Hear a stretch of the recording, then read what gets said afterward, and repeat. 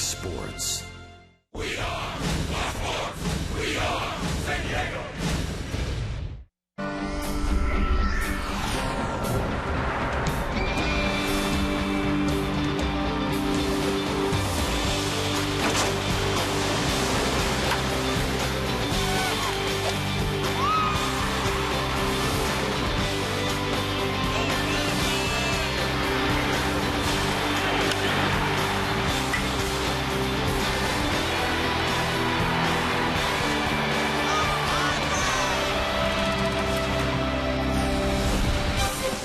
Final game of the homestand, and Will Venable, is there a hotter hitter in the month of August in the major leagues? Left-handed hitting outfielder, hitting .383, 15 extra base hits. That's more than anyone in the majors. And Anthony Rizzo, former Padre, part of the deal that brought Andrew Kashner here to San Diego. They'll be matched up eyeball to eyeball this afternoon. As we welcome you to beautiful Petco Park on a glorious Sunday afternoon, the Cubs from the National League Central and the Padres National League Western Division.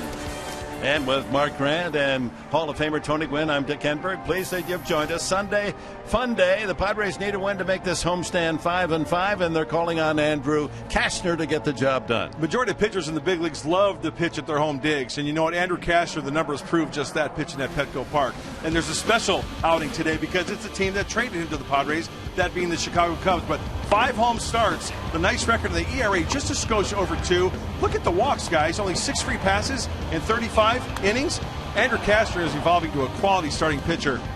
Another big key in these outings, the 5 outings at home, he's only given up 1 home run. A big key today, keep the ball in the ballpark. Hopefully he gets a win against his Cubs. Anthony Rizzo, a lot of fans were sorry to see him go, but the Padres had Yonder Alonso to cover first base, and Rizzo has pleased the Cubs organization with his effort. Yeah, and this is exactly like Mark said. You kind of want to show the team that trades you that you're going to turn out to be a pretty good player, and I think Anthony Rizzo is well on his way to doing that. I'm sure he's not happy with the average, only .230, but 20 home runs, 69 RBIs, 32 doubles. He's really shortened his stroke now and is really, I think, starting to move forward as a major league player. And I only expect him to get better because he's got a solid stroke and he's willing to use the whole field. And when you're willing to do that, you're going to have success. Well, Andrew Kashner, many feel with his talent, he could well be the top of the rotation starter for Bud Black when we go to 2014 season. And with more on the right-hander from Lufkin, Texas, let's go down to Laura McKeeman.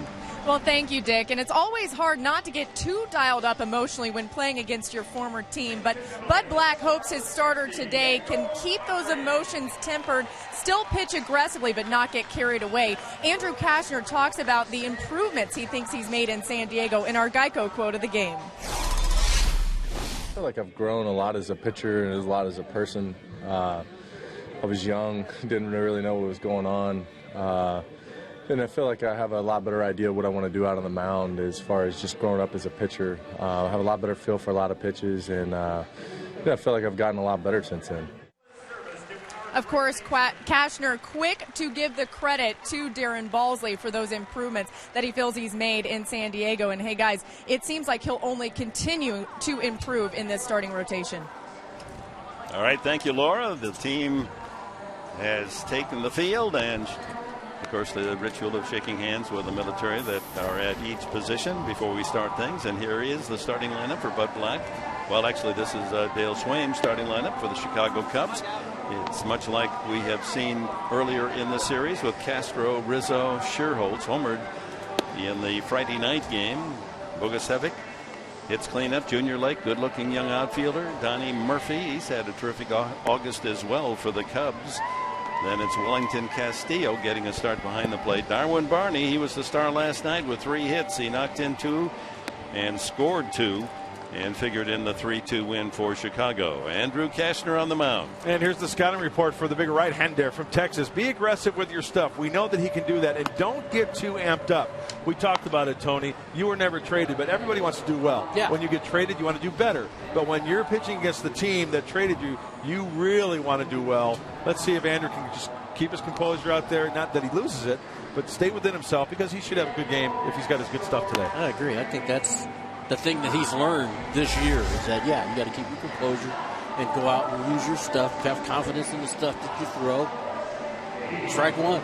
You know, he's really done a great job of doing those things. There's the Padres defense, brought to you by the Aramco Group, with Forsythe in left, Venable in center, Denorfia in right, Headley, Cedeno, Jerko, and Guzman around the horn, with Rene Rivera getting a start behind the plate for Andrew Kashner. Beautiful day, 72 degrees, a mild breeze out of the northwest as per usual. Under blue skies, now and then a puffy cloud, and that's it. First pitch of the game, a fastball from Kashner in for a strike. Starlin Castro and Andrew Kashner start things. Castro leads the team in hits, average down this year 237. Rizzo and Sherholtz to follow. The Cubs and Padres are 3-3 on the season series, 2-2 at Chicago. So this is the final game. This is the rubber match of the entire season series. And the Padres hoping to come up with a win and finish this homestand 5-5.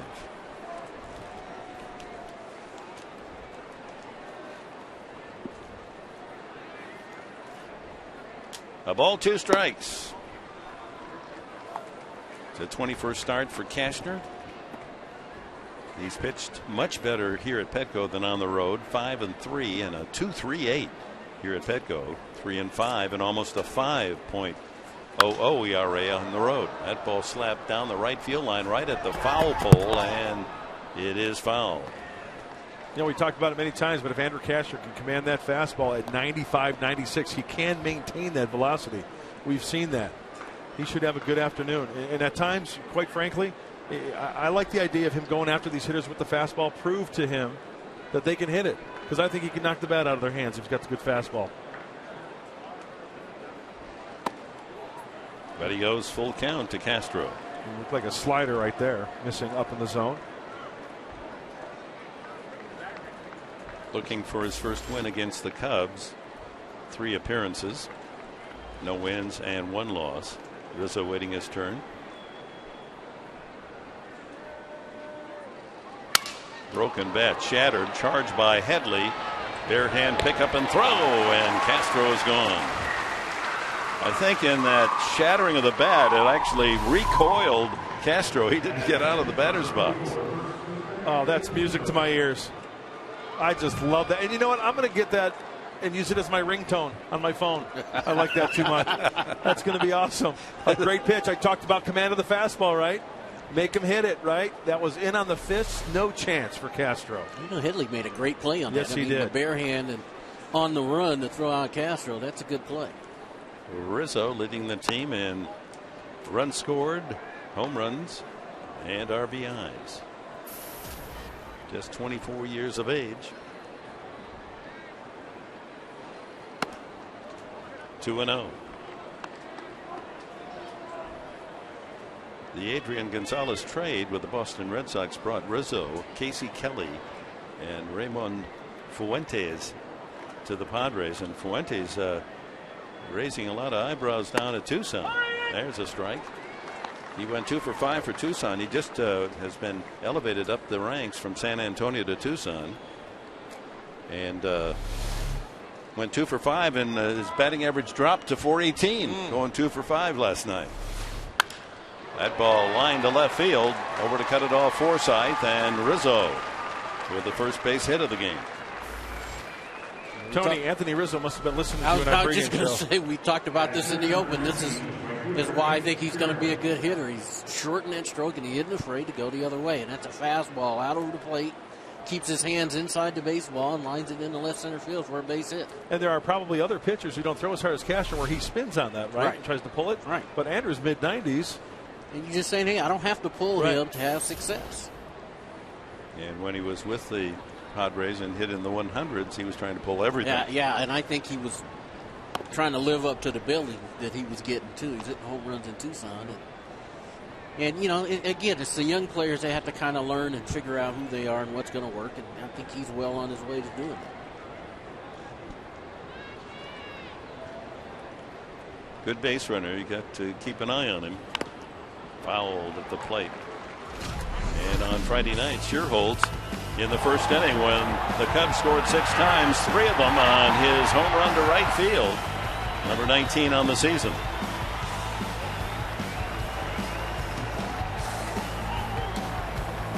having a banner year for the Cubs after coming up with the Giants, briefly with the Phils.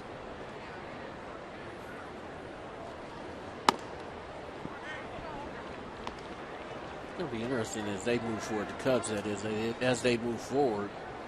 You know, which guys they're gonna stick with? As I'm sure they're gonna find out in September when they expand the rosters a little bit. But Scherholz has had a solid year for them this year.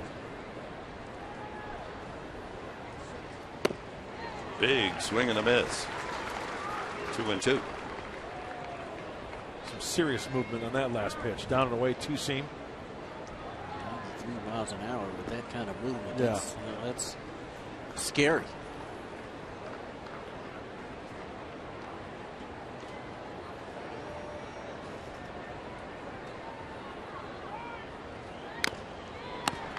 The glove of Rivera remains 2-2. So September 1 arrives a week from tomorrow. That'll be the call up where all the rosters can go to 40 men if they choose. Most teams will not bring up the full complement. For one, some of those players in the minors are in their own playoff games. Out of play. And you just you can only manage so many players. Usually maybe 3-4 pitchers, a couple position players. You know, it's usually a catcher in there somewhere because you like to have some insurance in that at that position. September baseball is usually a lot about matchups, so it's usually pitchers. It sounded like he might have gotten a foul tip, but that was because the ball skipped in, and it's the first strikeout for Cashner. This is where you want to miss if you're a pitcher. He has him in the hole. It's a slider. You can see his hand working around that baseball. Ball is stopped by Rivera on the backhand. First base is occupied, so no need to tag the hitter for the second out. Brian Bogusevic, 64 at bats, 19 hits for that .297 average. Lined out to left field as a pinch hitter last night, and he hits this one down the left side and well back out of play.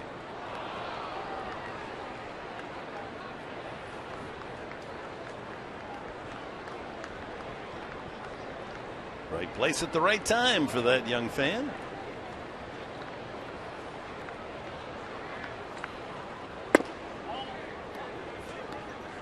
.96 on the fastball. Rizzo at first base.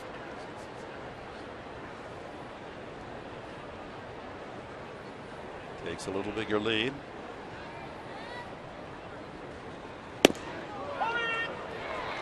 Barking out the strike call, Paul Schreiber, plate umpire. Don't you love that sound? You know, there's two sounds that just make me smile ear to ear.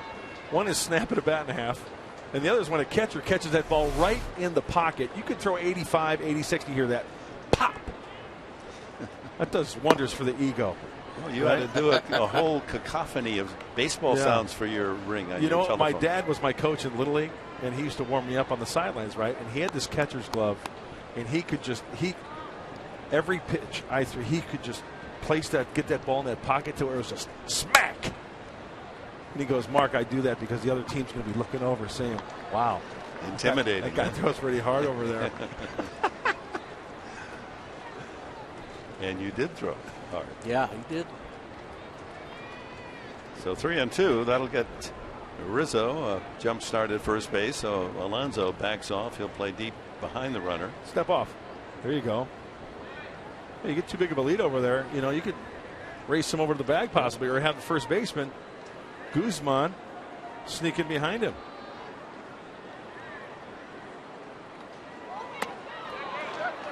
Ball 4. He did not go, says third base umpire Yori Cooper. So it's become an inning of labor for Andrew Cashner. 24 pitches, and he's not out of the first inning. Single Rizzo. Struck out Scherholz on a 3-2 pitch, and now Bogusevic on a 3-2 walks. Like what we talked about before, is that you're going against your former club, trying to, trying to do too much.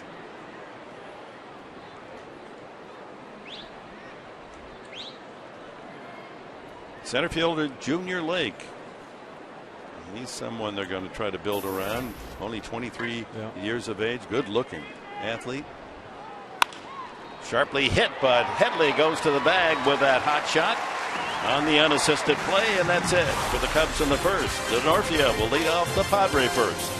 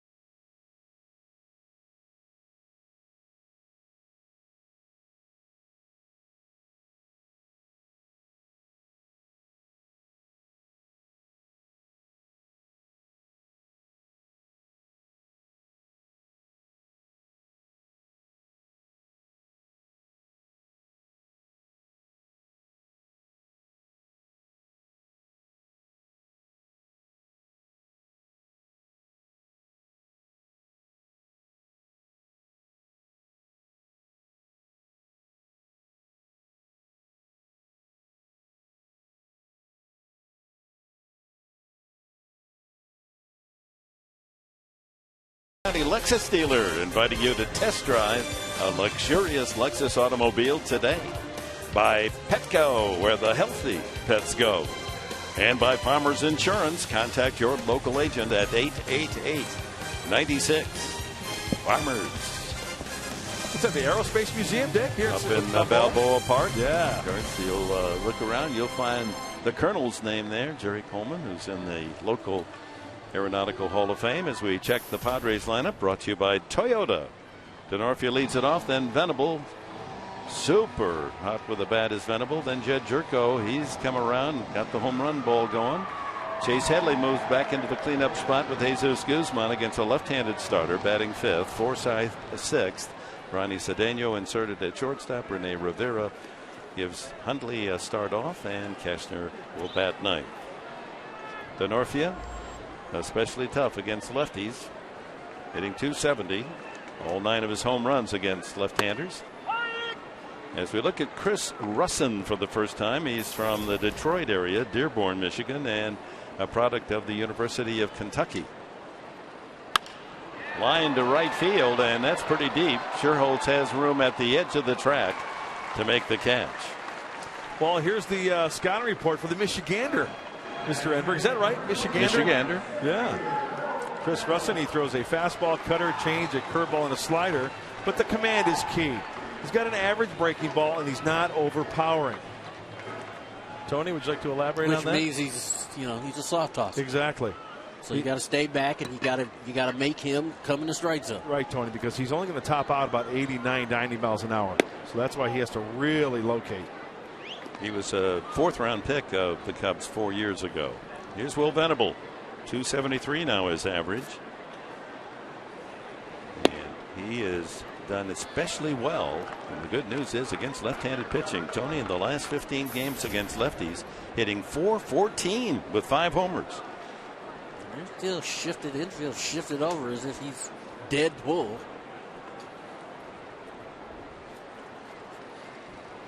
Well, goes around.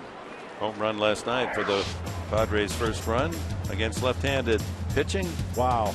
What a jump up in performance. Look at the slugging percentage. Yeah. It's huge. 2-1. Broken bat, Looper on the infield, and Rizzo there for the grab. 2 away.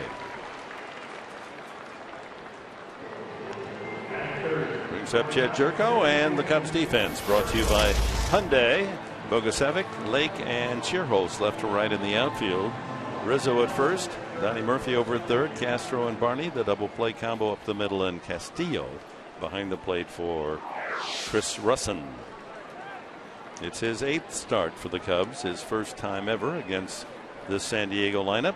Jerko looks at ball 1. Jed boosting his home run total up to 16 now. Missed over 30 games, or he'd be in the 20s. 2-0.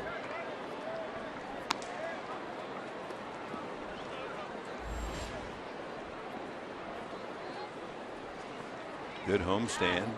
4 home runs in the 9 games so far this homestand. Outside, 3-0.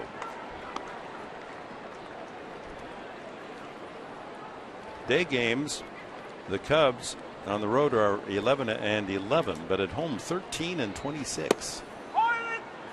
Just at the knees, says Schreiber. 3-1. And Russin, more success on the road than at home. Yeah, the friendly confines not so friendly, huh? Pulled to third. On the run is Murphy. And it's a 1-2-3 inning for Chris Russin. To the second, no score.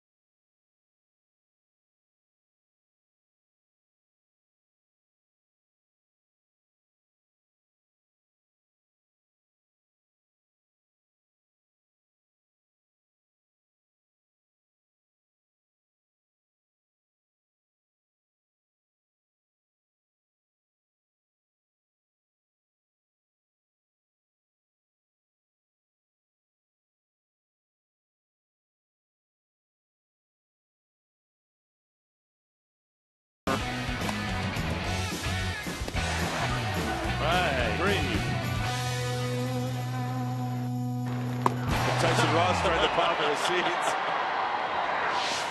Top of the second inning, scoreless in Petco Park, and Andrew Kashner back on the mound after laboring a bit in the first inning. And Bud Black saying before the game that he has to make sure he tempers his emotions against his former team. Sometimes that's difficult to do, Bud said, especially when it's a team that not only drafted you, but basically raised you. So he said even though Andrews made a couple of starts against the Cubs, the emotion is still there naturally, and we need to make sure he's pitching with aggression and emotion, but we want to let that make sure it doesn't get carried away, guys. And I wanted to ask Mark and Tony, how hard is that when you are pitching against a team that drafted you, raised you, and you're trying to compete and show what you're made of? You know what, Laura, thank you very much on that report. And Tony, he never got traded, so he couldn't answer that, but I could. And I'll tell you what, I know exactly what Andrew's going through, because when I was traded from the Giants, who I came up through the system, made it to the big leagues, got traded to the Padres, and my first time against the Giants, I wanted to, you know what? I know this is a family show, yeah. So, you know, and I maybe, you know, it took maybe an inning or two to get that out of my system, but I know exactly what Andrew's going through today. How'd you do? You know what? Chances are I got the loss. As we take a look at one of the secondary pitches of Andrew Kashner, really dipping off the table there. When you get a hitter going down to that back knee, you're doing something special there. Danny Murphy striking out for the first out here in the second. Here's catcher Wellington Castillo.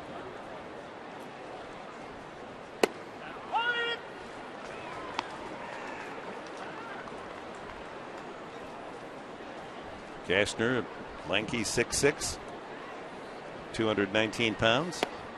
Off speed. Good slider. Boy, if he gets the touch of that and the feel of that pitch, watch out. It just seems like he's in a better rhythm here this inning already. Oh, Rivera just put down another 3. That's where you want it. Yep. And he struck out Sherholtz and Murphy with a slider.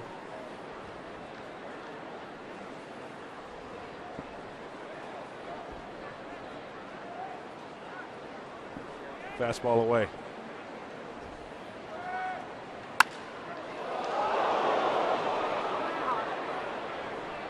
A little late on the fastball. There's a lot of lead on the fastball. That's easy 98 right there.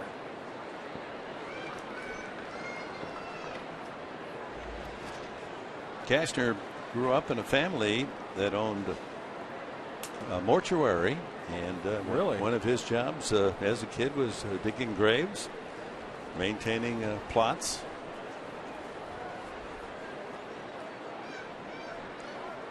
Did a coffee show with Andrew that's going to be shown shortly.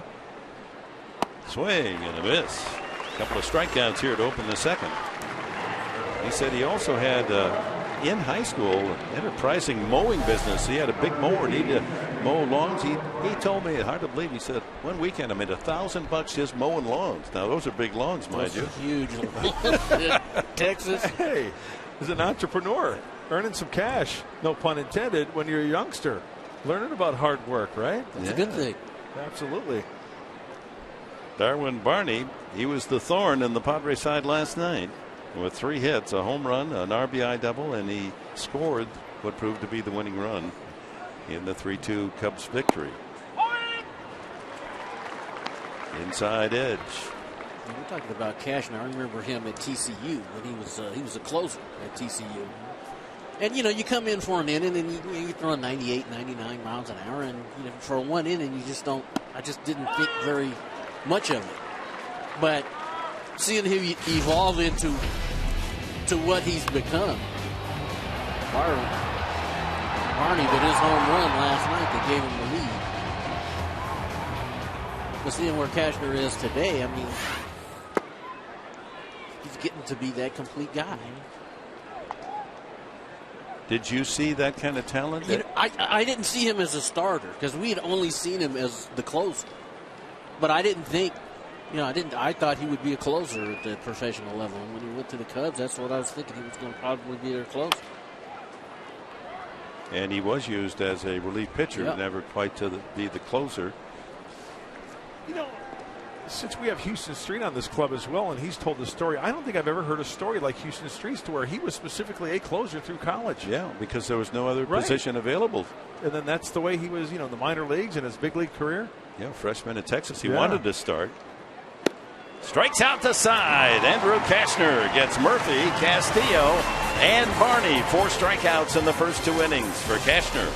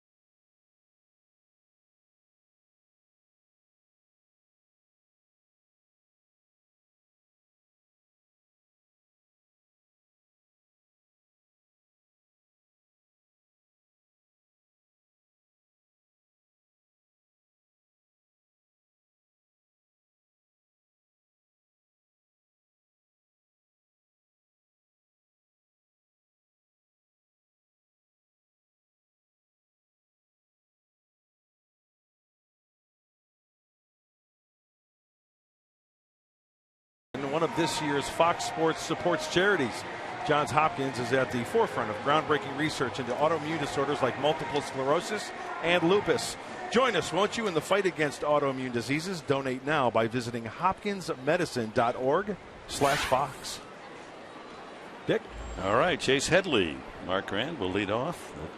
Bottom of the second inning, no score. Then Guzman and Forsythe. That one chopped toward third, and Russin trying to make the play himself and can't do it. Throwing the dirt. And Rizzo unable to come up with it cleanly, and Headley is safe at first. And they're scoring an infield hit. Turnover, and Chase hits it down the line. He had a little bit of trouble getting that out of his glove, but you see the throws into the runner at first base. Rizzo can't come up with it. It looks like a line drive in the box score tomorrow. I think Russin threw that ball hard to first base, and he's thrown to home plate. He got a little extra on that one, kind of shortchanged him over there at first base on the short hop. Brings up Jesus Guzman. It's the start against the lefty Russin.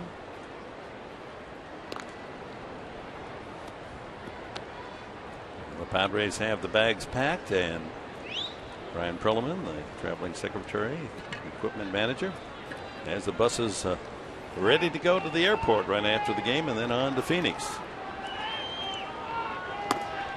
3 with the Diamondbacks. All 3 games at 6 o'clock are telecast from Arizona. 6 o'clock tomorrow night. It'll be Tyson Ross against Brandon McCarthy. Off day for travel Thursday to Los Angeles, and then the Dodgers next Friday, Saturday, and Sunday.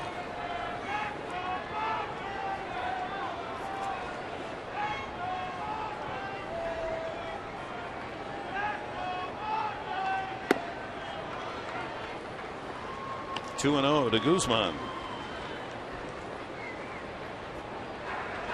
I'd like to see the Padres get these hitters' counts this afternoon and crush a mistake.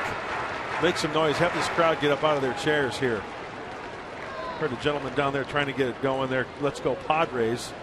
Maybe Guzman can get something going here. Get those Marine recruits up in the right field corner to start cheering.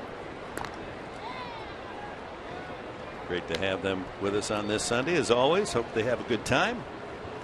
Looks as if they're being accommodated handsomely by the Padre management. Guzman, a day game hitter, 293 under the sunshine, 233 overall.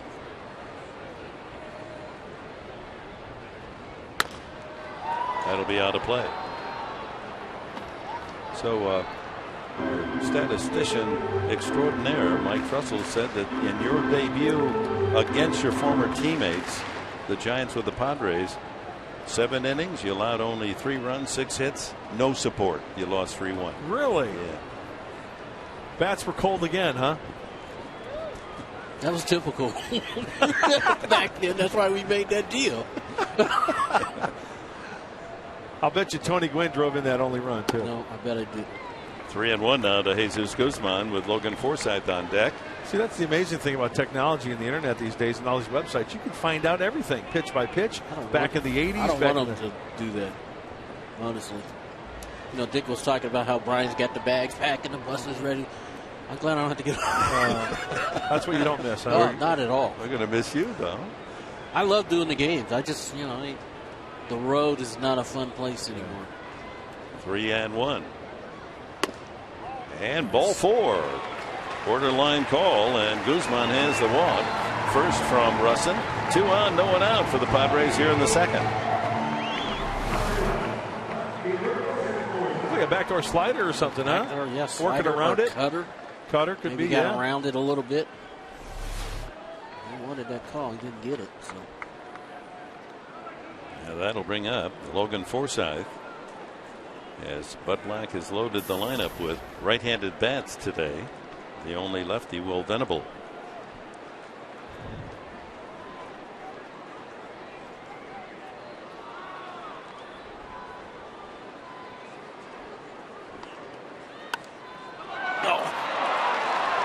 And the runner's able to get back as Forsythe pops up his bunt try for the first down. That hurts. Yeah. That's where you have to capitalize. Got to get that bunt down. Nobody more ticked off right now than Logan Forsythe. He knows. Didn't get the job done. He needs to do that to get those runners over. You're not butting for a hit there. You're right. trying to. You're but it looked as if he was. And that's what I'm saying. It's a situation like that. You just want to move the runners up. Give yourself. We saw it last night. Emerista giving himself up, squaring early, puts the bunt down, and you're right. Nobody feels worse about it than he does right now. But got to get it down. You got to square up. Better position to get it down. Give yourself up. You're not trying to surprise and drop one down for a base hit. Ronnie Cedeno takes ball 1. Yeah, for you folks, especially you youngsters out there, there are two kinds of bunts. Right. Bunts for base hits and sacrifice bunts. And they're called sacrifice because you give yourself up. And many players try to combine the two, hope they can sacrifice and get a base hit too. Exactly. And now a perfect double play ball. Second baseman Barney back to first, and it's a 4-3 double play. Padres were 1 for 10 runners in scoring position last night. They failed the first time today.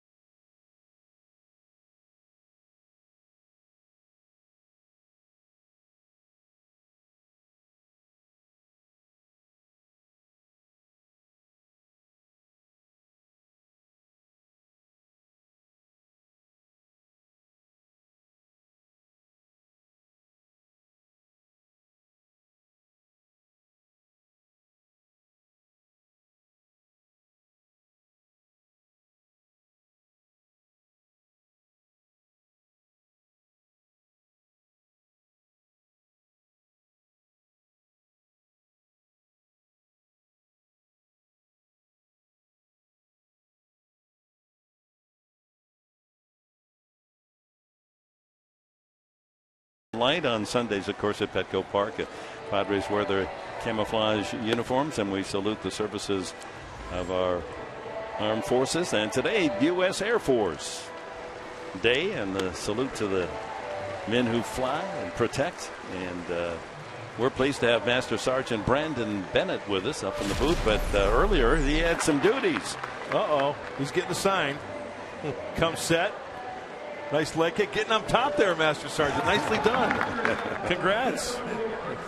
About to finish 20 years of service with the United States Air Force, and looking to retire and want to stay here in San Diego. Love to have an opportunity to stay here. Yeah, absolutely. So in that, we've talked about this in the past, Brandon, about men retiring, and after leaving the service, you would think, it'd be easy to get a job. We all admire what you've done. We're so thankful for what you've given to all of us and our country, and yet it's not easy to get employment. Well, sometimes it is, sometimes it isn't. We've got plenty of support opportunities out there, lots of resources available to us now, opening up day in and day out. Wounded Warrior Project has helped me a lot with my opportunities when I retired. And there are some, but it's part of the economy as well. But there's many organizations out there that are supporting us and helping us. Well, we hear about the Wounded Warrior Project quite a bit. See commercials on TV. What else can people do to help out in that area? Because I know you're heavily involved. We can work. You can go to woundedwarriorproject.org. There's opportunities there to give, donate, as well as opportunities to volunteer as well. Of course, all over the United States. Is there a certain area in San Diego where people can maybe go and maybe volunteer as well? They have numerous events throughout the California, Nevada area. So they will be providing many opportunities. that someone could get involved in there. 248 combat missions. Yes, sir. What was your specific role? I was a flight engineer, so my job was to get the aircraft prepared to fly, as well as monitor all the systems in flight, maintain fuel and hydraulics on the aircraft, as well as manage the checklists and any emergencies that arose. So you had responsibilities before takeoff, and then you were in the air continuing your job. Absolutely. Absolutely. Did you have any desire to fly? I mean, pilot? I did. I joined the Air Force in '94 and was a mechanic for quite some time, and wanted to be a pilot. Finished my degree, got everything done. I was a little too old. Where did you go to school? I was born in Phoenix, went to Shadow Mountain High School, but then I went to Embry-Riddle while I was in active duty. I would think that with your skills as an engineer, that there ought to be many opportunities here. Well, in a way, here's a chance to recruit this man. Absolutely. You enjoy getting out on the hill and throwing that first pitch? Always. Brought back some old memories. Now, you said you were from Phoenix. Yes. Now, growing up, there was minor league baseball. Yes, Phoenix Firebirds. The Firebirds. Were you a big fan? I was. And I grew up playing baseball. Played year-round for about 15 years. What was your position? Catcher. Hey, I can see that. Yeah. Love calling a game. Boy, jammed. And now it is Starlin Castro. So a couple outs here. Russin back to the mound, and now Castro in his kitchen. And we're going to break down your delivery, and you need to get a little bit more extended out on top there, Master Sergeant. You had the elbow up nicely. I try. You were square to home plate. And thank goodness you've got a good hands back there, like Clayton Richard also did back to the screen. Yeah, I know. I've been charged with my first pass ball. Oh, that's great, though. That's quite an honor for you to do that. A lot of fun. And your son Chaz is here. How old is he? He is. He's 6. And so he got a chance to see Dad. Yeah, absolutely. He was out there on the mound with me. It was awesome. That's great. Well, he certainly is the one major league team that has really inspired all the others to salute our military, and everyone gives the Padres credit for all the good things they do. There's Master Sergeant, why don't you introduce your son to everybody? This is my son Chaz. Say hi, Chaz. Look at that red hair. You proud of your daddy? He's a good guy, isn't he? Good man. You going to join the Air Force someday?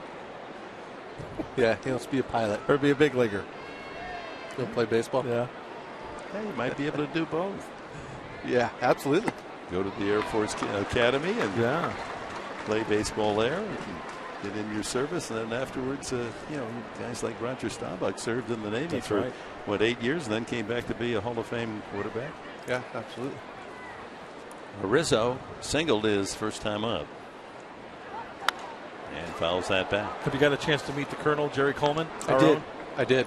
What kind of stories did he share with you? We talked just briefly while we were in there. Yeah, good man. Everybody's getting settled. Yeah, absolutely.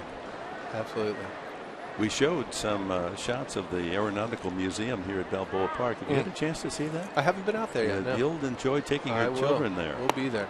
Rizzo goes down swinging strike 3. And we thank Master Sergeant Brandon Bennett for your service and for the opportunity to meet you today. Thank you, guys. All right. Thank you, sir. Bye.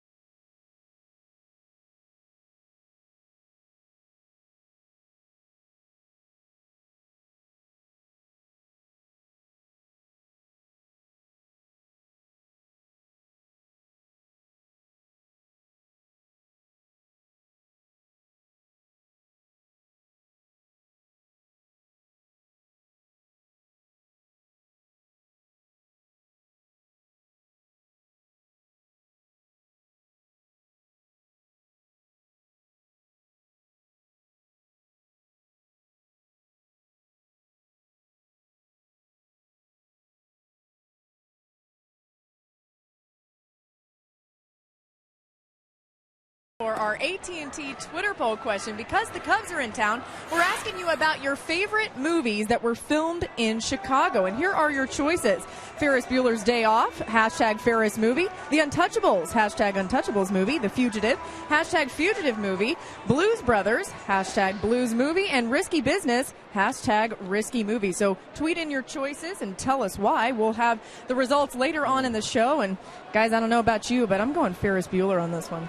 Boy, that's a tough one. Laura, that's a good call. Dick, what do you think? I'd like The Fugitive. I do thought too. That was a Fugitive is terrific good too. ground ball. Nice stop by Murphy at third. The long throw. And denied a base hit is Rene Rivera as Donnie Murphy covers the line with that piece of leather. Actually, two steps to his right and then kind of backed up a step to time that hop where it's kind of like belt buckle high. Nice crow hop, too. Excuse me, another thing he did is he knew he had time. And he knew Rivera doesn't run all that great, and he had time, set his feet, and made a strong throw. Andrew Kastner, we all know he loves to swing the bat. He's got 10 hits this year to lead the Padre pitching staff, including a home run. And he told me in our coffee chat that home run is the biggest thrill he's had in baseball. I said, come on. He said that's a pretty big one. Yeah. Chops that to short. Castro on the second hop. 2 away. Well, Tony, I got some info for you. Remember we did some research on my first start after being traded from the Giants to the Padres? I pitched against the Padres. No hitting support. I mean, against the Giants. No hitting support. No hitting support. Yeah. Tony Gwynn was 2 for 4 that day. He drove in the only run. And how did that run to come across? A home run off Big Daddy Rick Russell. Oh, really? Yeah. You remember that? No, I don't. I don't remember that. I don't either. I don't remember that. Denorfia, the leadoff hitter, sent right fielder Sherholtz to the warning track to grab his long fly ball in the first inning. Big Daddy was fun to watch pitch, wasn't he? Sinker, slider. Sinker. Oh, heavy. Bowling ball. One of my favorite guys watching as a Cub growing up. Rick Rusher was the guy Bo Jackson hit the home run Yes. off of in the All-Star game. And if you know Rick Rusher, we've seen him pitch, and that sinker, there's no way you're supposed to lift that ball like Bo did. Well, Rick and his brother, Paul Russell, they're part of baseball history. Back in '75, they were the first brother act to pitch a shutout, a combined shutout. Line drive, base hit for Denorfia. Imagine going into Wrigley. Remember, I was talking about the thick grass that they have in Wrigley, facing the Russell brothers. Heavy sinker. Oh, it's not fun. Worm killers, Yeah. In fact, the joke around the guys I hung around with who were baseball fans, Cubs fans, they said there was no such person as Paul Russell. Rick just went out there with glasses on because they look quite a bit alike. Yeah, they were big guys, both of them, out of the same mold. Here's Venable. He popped to the first baseman of Rizzo, a soft pop in the first inning.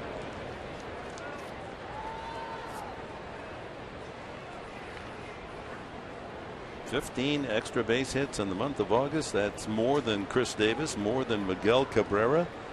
He leads the major leagues in extra base hits in August, but he goes short, trying to bunt his way on. Last night, gets out in front and pulls that home run ball right down the foul pole. Hit one 441 feet Friday night. That was 360 feet. Most home runs in a single season at Petco Park since it was built. He's tied with Adrian Gonzalez. A chance to separate himself with another month to go. Ground ball sharply. Rizzo to second base. He may have forgotten how many outs there were. He had an easy out there at first base, but a little flashier to get the force at second. They'll be ribbed.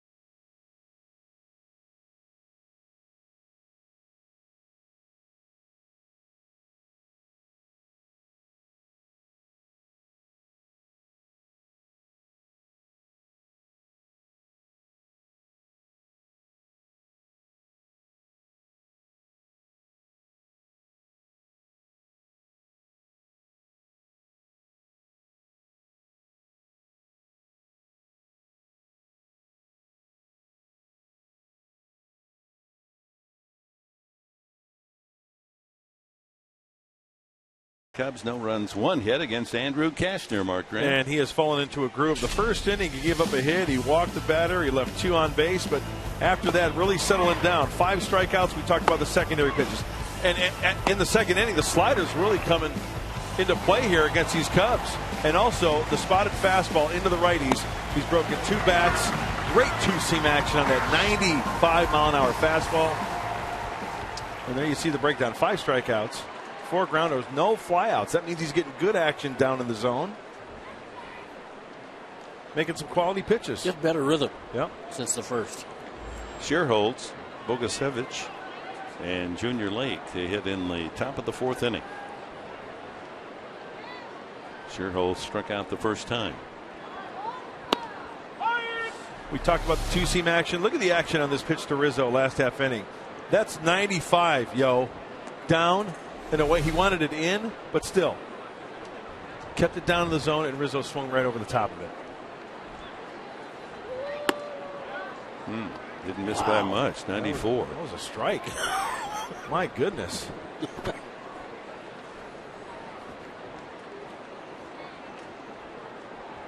Fox Tracks confirming that. Same pitch. Look at the movement on this pitch, though. Yeah. That's two-seam. You can see the ball rotating that way. Straightens him up. He's backing out, but that ball's going the other way. High pop-up left side. Headley waits for it to come down, and there's one away. That was strike 4 right there. Strike 4? Strike 4, yeah.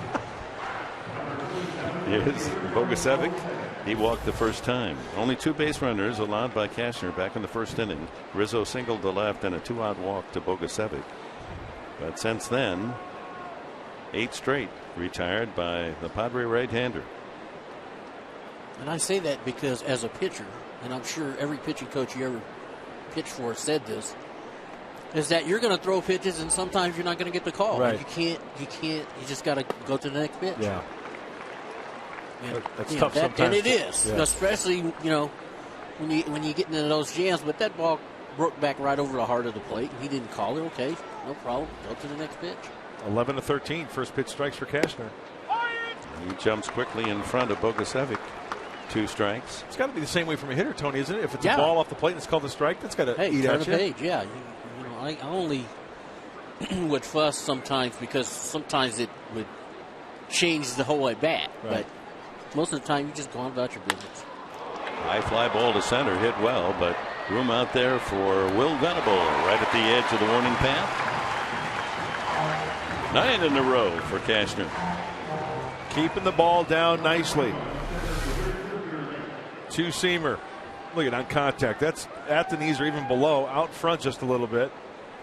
Did a nice job getting to that pitch because usually balls down where that one was. You're not going to get hurt very often. Junior Lake hit a smash to Headley the first time up. Headley taking care of that bid for a base hit. In a 7-game hitting streak is this 23-year-old.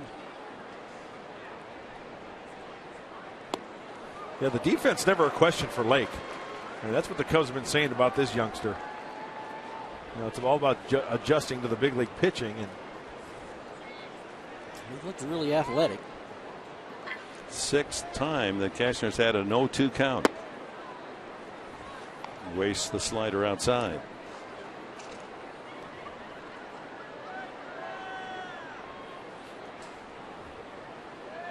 No score. We're in the top of the 4th here at Petco Park, concluding this 10-game homestand. Strike 3. Foul tip into the catcher's glove. 6 strikeouts for Cashner. Jed Jerko will lead it off for the Padres in the home half of the 4th inning. The Padres looking for a run on that board. It's scoreless.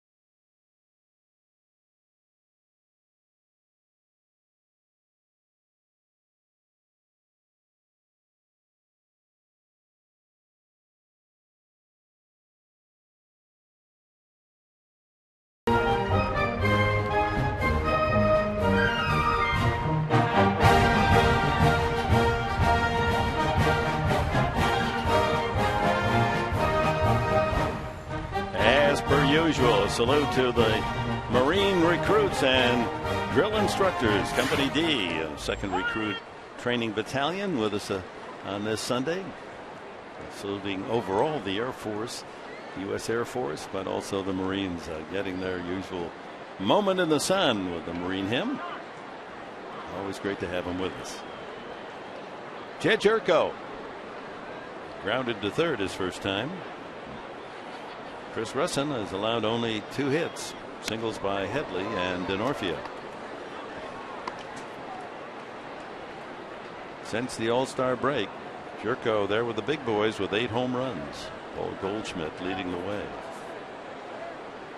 We'll see him tomorrow night with the D-backs in Arizona. Arizona begins tonight or today, trailing the Dodgers by 9.5 games, and we'll also get a chance to see Joe Thatcher. Upcoming 3-game series.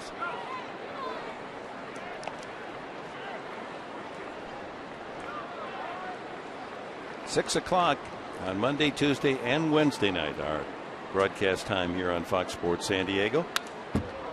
Trying to go to right field. They've not announced the Padres as yet who will be the starting pitcher on Wednesday. That would have been Edinson Volquez's spot in the rotation. Tyson Ross goes tomorrow night. Ian Kennedy against his former teammates on Tuesday night. Now that's a hat right there. All the logos.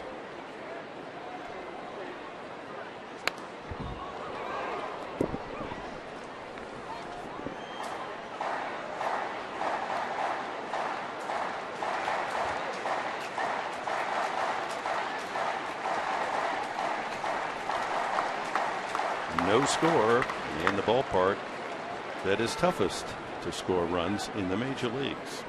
Less runs scored here than any major league park. Nice layoff right there by Jed Jerko. Even with the right field wall moved in this year, and that has added to some home runs.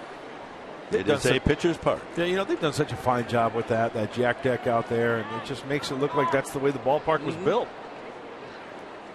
Struck him out. Jerko goes down swinging, and that is the first strikeout of the game. All right, gang, the Fox Sports Girls Fantasy Football Draft is back. Tune in live to foxsports.com/fantasy draft on August 29th to see who the San Diego girls select. Hosted by Patrick O'Neill and fantasy expert Ryan Fowler. The draft kicks off August 29th at 6 p.m. Pacific. Streaming live on foxsports.com/fantasy draft. You get involved in the fantasy football draft? No. I don't either. It takes a lot of time.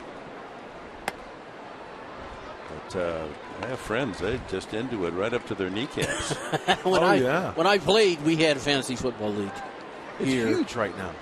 With the Padres. Oh, yeah. And I'm sure. I mean, for everybody. Most teams. All walks of life. Yeah, well, yeah, you're right. They're going to have the draft. I saw a note down the clubhouse. Padres are going to have their draft in Arizona. In Arizona, yeah, that's what we used to do. So you get in a room and you only have somebody has to buy the food and somebody buys the drink. And maybe sneak in and get a free meal tonight. You can watch. Yeah, you guys should go and watch. I'm sure they'd love to have you. 70-degree day here in San Diego, but when you're in those sun seats, it can get a little warmer. 3-1. And ball 4. Headley has walked.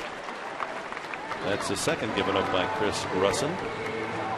Headley on for the second time. Infield hit the first at bat. Guzman, he walked in the second inning.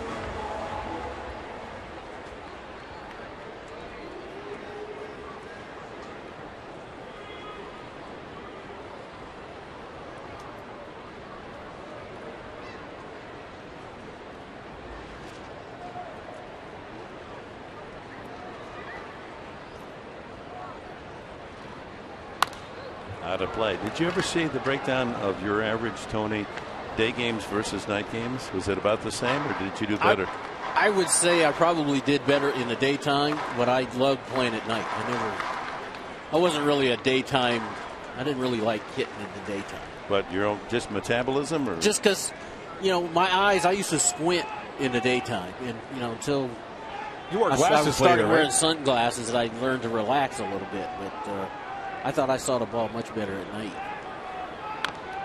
fouled at the plate. And one of the things we need to find out, you were talking about offense here at Petco Park. Qualcomm was the same way. It was a pitcher's park. But if you hit line drives in that ballpark, you could be successful. I think the same thing about Petco. Well, the bottom line, Tony, is that you hit well day or night. 335 during the day, 340 during the night. Somebody just told you that? Yep. Wow. You also hit 335 at Wrigley, my friend. Which meant I didn't hit a whole bunch of balls that landed in the grass first. The rule in Wrigley was hit the dirt first. The first hop had to hit the dirt. Yep. It used to be a jungle. When guys were coming in and they were checking the flags to see which way the flags were blowing, I was checking the cut of the grass. 1-2 now to Guzman. Yeah, at times they let that infield grass grow so heavily and deep that there was like an Easter egg hunt for the infielder to find the ball. Dick, in 1984, you had Larry Boa and Ron Say on the left side, Ryan Sandberg and Leon Durham on the right. The left side was just a tad thicker than the right side because the guys on the right side were a little bit younger. And so they tailored their field to their ball club. I remember pitching as a Padre in Wrigley, Andre Dawson at the plate. He squares one up. I mean, just on the screws. From my vantage point, it hits to my right on the grass. Gary Templeton actually had to charge the ball because the grass just ate it up. Yep. It's like a Brillo pad. And it's not like that anymore. Right, no. They changed Wrigley and put new surface down. And so it's more like our surface here at Petco now. But back in the day, you were talking about Easter eggs. You couldn't find Easter eggs. No, he got it picked off. And he may have made it. Nope. Punches him out. So Russin picks his spot and picks off Headley. They went on first move there. And the throw to the shortstop side. That's pretty close. Yes, it was. Ball beat him, and often you don't get the call when that happens. So 2 out. And the count on Guzman is 2-2. And a high drive to right field. Schuerholz is there. Back a couple of steps. And we've gone 4 full innings here at Petco. No score.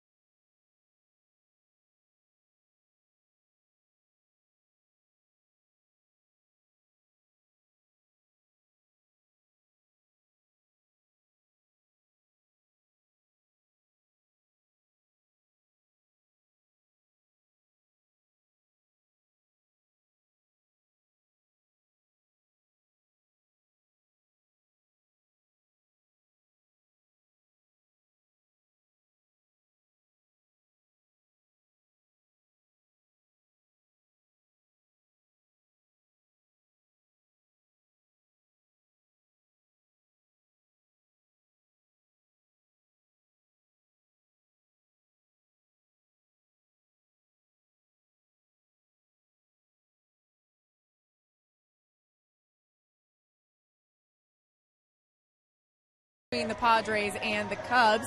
And some good news for Corey Lukey, who will be with the team when they go to Arizona. He'll throw a side session on Tuesday. Bud Black and Darren Balsley will be alongside to see how his progress is coming. And then he'll go with the team to Los Angeles to throw another side session when they get there. So, of course, monitoring him, but they say his progress is a positive thing. Casey Kelly today, another pitcher recovering from Tommy John surgery, has been playing catch. And Bud Black said he was pleased with Casey Kelly's work and pleased with his progress. He's right on track.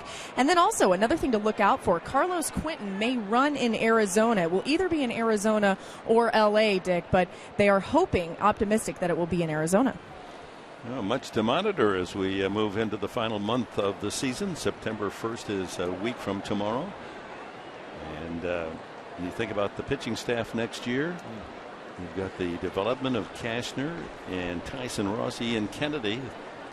And then if Lukey's okay, Kelly's all right. Yeah. Joe Whelan's a little farther behind the other two, recovering from his Tommy John. Reason to be optimistic, right?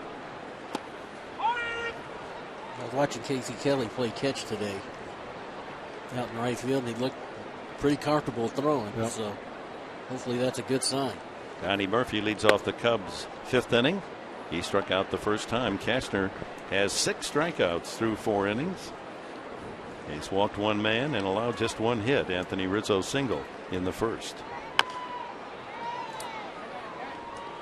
Well, the Cubs fans,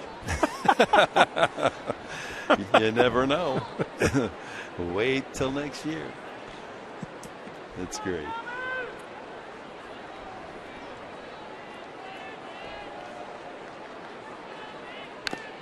Fouled at the plate.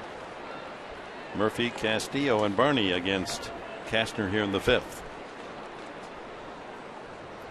Who were the best fans away from San Diego for you, Tony, and just in terms of they knew baseball, they knew they could cheer the opposing team? Swing and a miss. That's number 7 for Cashner. It was St. Louis. That was just a phenomenal place. 7 strikeouts now for Cashner and all swinging. Again, after that first inning, he's just been in a nice rhythm here, throwing all his pitches for strikes, working ahead. Castillo struck out swinging the first time. Our Sequan Casino Daycation stat of the game. National League leaders, most strikeouts by a team's hitters. The Pirates 325. The Cubs have struck out 311 times, ahead of the Mets. That's a lot of punchies since the All-Star break, huh? A lot of swings and misses.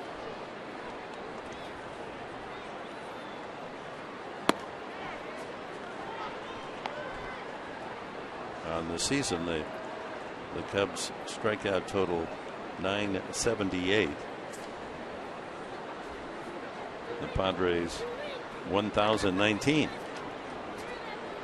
Line drive, that's a base hit, and it's up the alley, right center. Denorfia over to cut it off and quickly get it back in and hold Castillo to a long single. You know, any other runner, that might have been a chance to try to have a hustle double, a leg double. Denorfia going away from the play there in the right center field, doing a good job. But Castillo, he's not going to win any 100-meter dashes. Well, Denorfia did a great job of cutting that ball off. Second hit off Andrew Cashner, and that interrupts a string of outs that had gone to 11 in a row.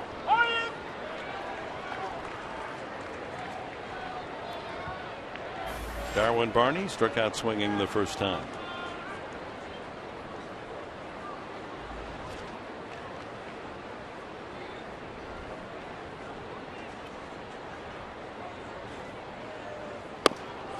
Yeah, looking ahead to next year, with pitchers we mentioned, Casey Kelly, Corey Lukey, Joe Whelan, Bert Smith probably will get a call up in September. Robbie Erlin probably we're just guessing here. We don't know that for certain. Hey, we're fans too, right? Yeah. And that'll make it. Darren Balsley going to have himself some arms next year. High fly ball center field. Venable out there. No tag by Castillo. 2 outs, and the pitcher Chris Russin steps up. Tony, I don't mean to put you on the spot here. It's just a general baseball question. Baseball talk. I am trying to rack my brain to figure out Andrew Cashner with his velocity and that type of movement. I can't think of another pitcher that I either played against or with that had that combination. I can't either. You know, because usually when a guy throws 96, 97, right, it's pretty straight. Yeah, pretty straight. And if and guys like that usually don't even try to throw a 2-seam fastball, right? Right. Because it's like 4-seam powder river. Most guys can't hit the 4-seam. That's right. He's throwing 2-seam, 95 with good movement, good solid Can movement. you think of anybody? I can't think of anybody. Clemens, Seaver, Ryan, did they? Those guys were pretty straight, you know? I didn't face a lot of those guys in their heyday, but just in my day, I can't think of a guy who threw that hard with that kind of movement on the fastball. Good movement on that pitch. Now that looked like a 4-seam fastball because it had straighter action on it. It was away at 95. And again, I faced guys like Greg Maddox on his best day was 91, 92 with good movement, but see the 4-seam movement on that tee? Backspin. Yeah. 1-2 now on the opposing pitcher, Russin. Now I think he's got him set up for a fastball inside. Might throw over to first base right here. Nope. That takes a good two-seamer cut. inside. Love that pitch. When you throw that hard, if you're not committed to swinging at it, you're not going to pull the trigger on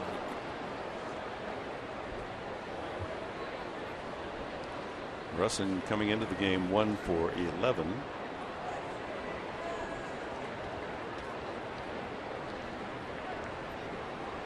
And he swings the bat better than that. Nubs that foul.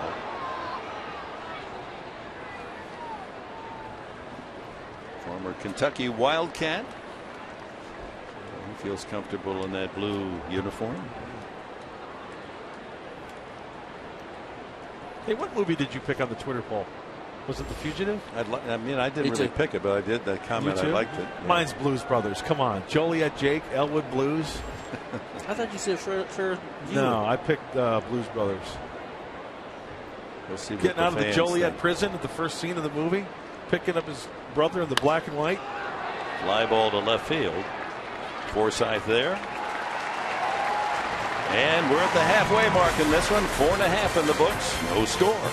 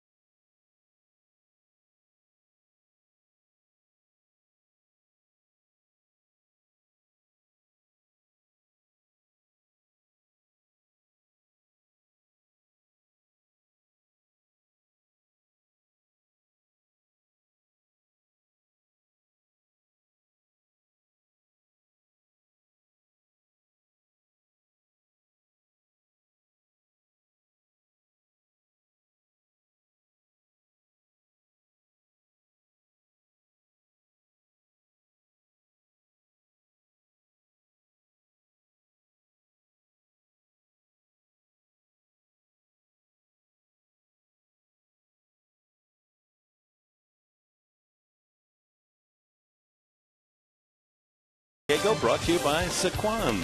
Real friendly, real close. And by the Arumco Group. Purchase, refinance, reverse.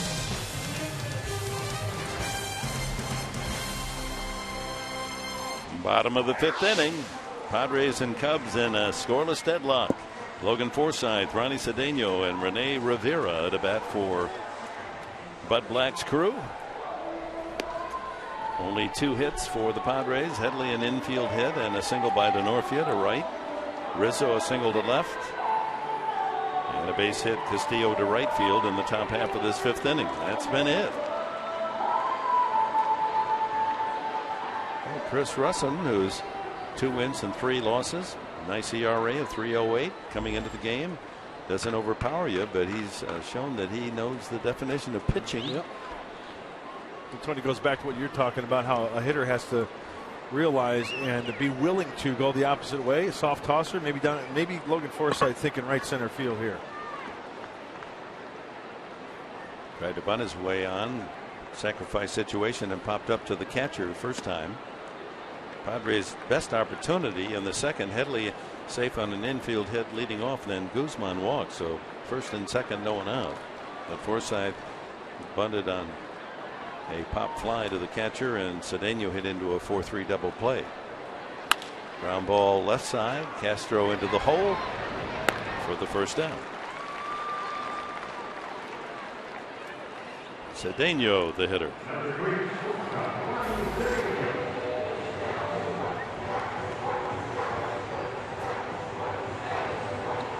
Just doing a nice job of keeping Padre hitters off balance. Yep. Working all the way on that third base side of the rubber. Did that matter to you, facing a pitcher? You know what? It did for one pitch only, the fastball. And Bob Welch was the first guy that got all the way on one side of the rubber. It was on the first base side. And Bob Welch, Ebony Eyes, or Bob Welch with the Dodgers? Oh, yeah. I got you. Okay. Bob Welch was painting the outside corner, and I'm standing in the box thinking it was a ball. Yeah. He was the first guy that made me realize, that for that one pitch, I need to know, where it was going to be on the plate. A convenient one hopper to the third baseman Murphy, and Cedeno's out. 2 quick ground ball outs by Chris Russin. Brings up Rene Rivera. He grounded to the third baseman his first time.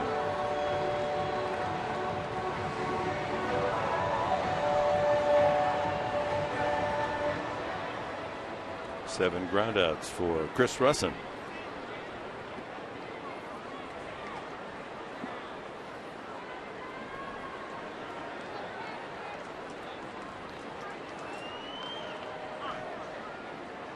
They really haven't solved him yet either. I mean, the base hits they got, Murphy had dropped one into right center, and Headley had an infield hit, but really there hadn't been a whole lot of balls hit hard today. That's for certain. Rivera's ball last time to third base was hit hard. Yeah, that might have been the only one.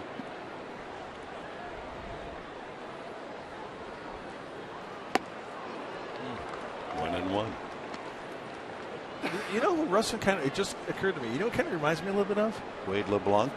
Not a bad call, but That's a good call. I was thinking like Jeff Facero or like a Kirk Reeder. Jeff Facero too harder, I would say. I think Wade LeBlanc is pretty good. Change up just like that. That was LeBlanc's big pitch. With a cut fastball, working all the way on the third base side of the rubber. That's a change up right there. That's a circle change.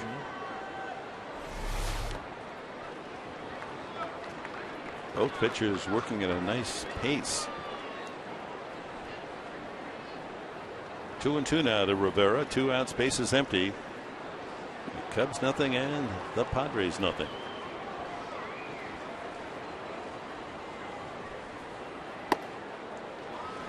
Full count. Well, the Padres go 3 to Arizona, 3 against our neighbors to the north at Dodger Stadium. Then they come back on Monday the 2nd for 3 with the Giants, and then a 3-game weekend series with Colorado. Fouled away.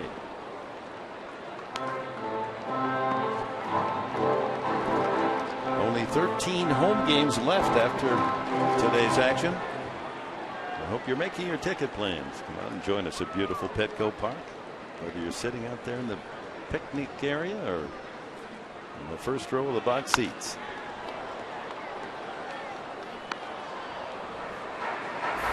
Padres start today with the season attendance at 1,812,000, averaging 27,000 a game.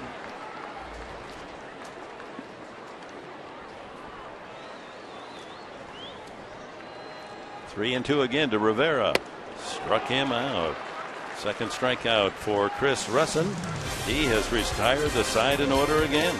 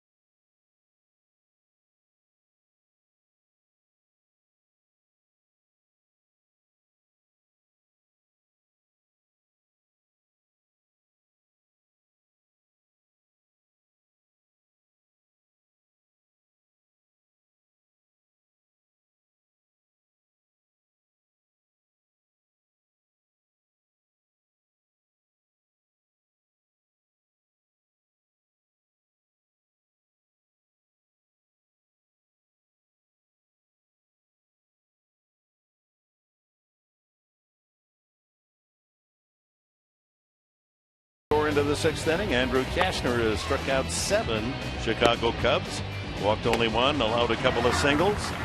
His counterpart for the Cubs, Chris Russin, the 26-year-old rookie, he's done a fine job, not overpowering but keeping the ball on the infield. Double play, couple of strikeouts, couple of walks, and only 2 singles as we move to the sixth inning. And Andrew Kashner, talk about first pitch strikes today, 16 of 18.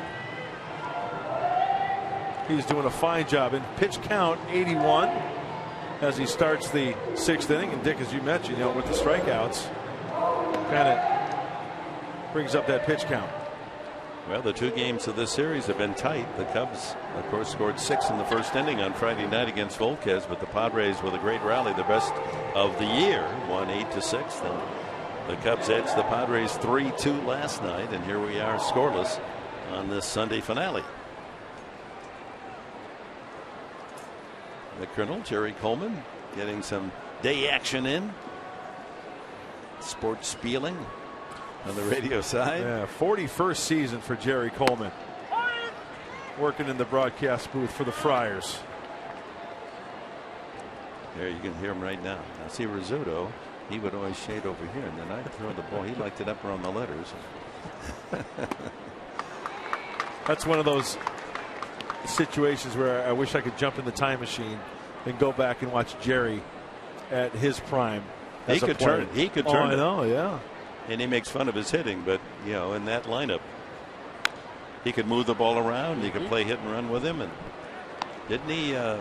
For a while, have the best batting average in a World Series, a single World Series. He had one terrific series. I think he hit.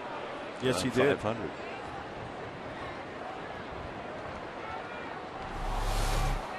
Castro off his back leg on that foul tip. Oh, ooh, back knee. Yeah, that's hard to do. That's your reminder that you got to swing at strikes. That's what I tell myself. Yeah. You have to swing at strikes. You're being punished. That's exactly right. You swing at that bad running fastball, running in on your hands. That's what could happen. You could hit a ball off your knee or your shin or your foot.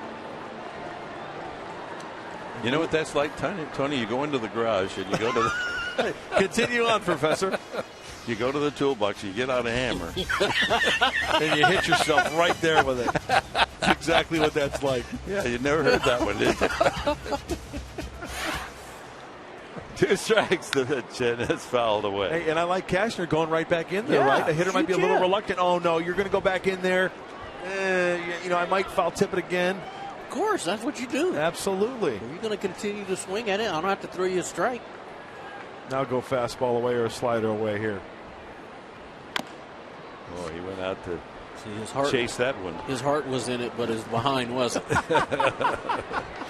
See, you get it run in on your hands enough. Now look, watch his backside. His heart's in it, but you know what? His backside says, no, thank you. Nope. No, ain't going there. Chop to the first baseman Guzman. He'll be Castro to the bag. 1 away.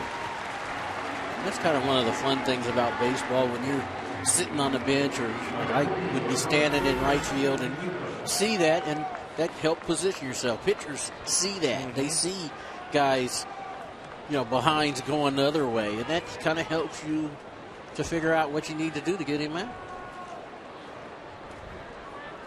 Anthony Rizzo has one of the 2 hits off Cashner. Single to left field his first time, struck out the last time.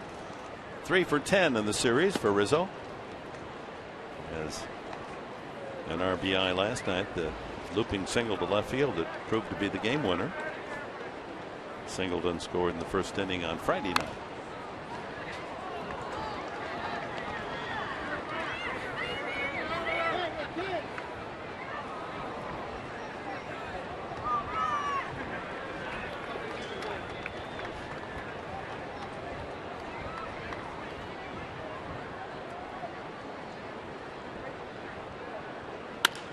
Shot to short. Cedeno right there. Wasn't a sizzling line drive as he went the opposite way again. 2 away to Nate Scherholtz. Well, let's see how Andrew Cashner went after big first baseman Anthony Rizzo on that last at bat. First pitch was a changeup. Soften him up a little bit. See how he changes on the inside part of the plate there, and then Anthony just couldn't get the barrel out in front enough. Got in on him for the little looper. Look on the bat, down by the label. Good movement on the heater. But the point is, Cashner going in, going out, going in again.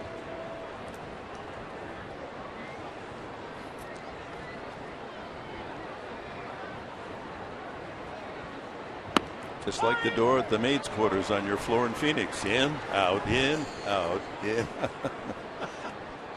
They don't understand that when the ball club gets in, you get to sleep in. Yeah. That's why I didn't like day games, cutting into my sleep time, rack time. 1-1. Pulled to the right side. Jerko there. Over to Guzman. A little bobble there, but gets the out in time, and Cashner works another 1-2-3 inning. Here come the Padres. Still no score.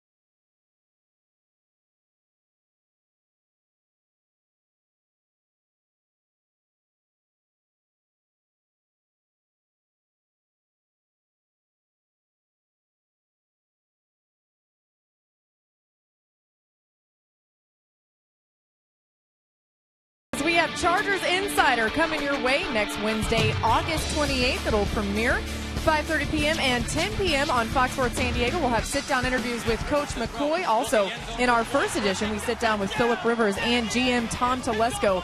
All kinds of information that you won't want to miss on your Chargers. Dick? Well, they had a nice win last night at Phoenix, 24-7.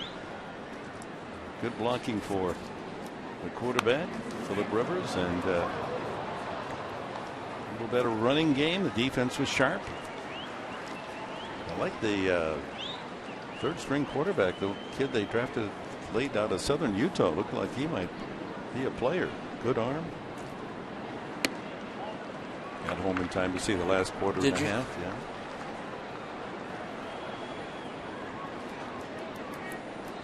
Someone's got to score. Kashner trying to start the scoring 6th inning. How about hitting a home run and throwing a shutout? That'd be sweet, wouldn't it? Excellent catch made by a fan. He made a barehanded catch. He stood up, extended that right arm, and snagged it. He got the silver bullet in one hand and a big league rock in the other. Protected his sunglasses at the same time. Sharply hit and into left field. Kashner, his 11th hit of the year.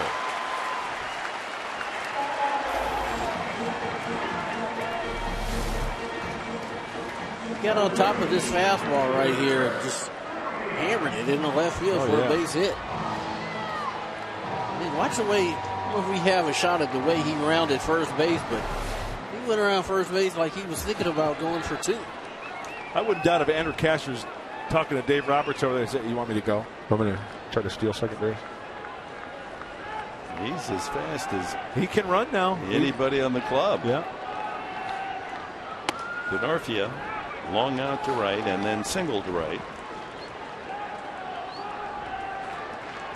Just the way he took that ball right there, it was looking like he was trying to hit the hole between first and second.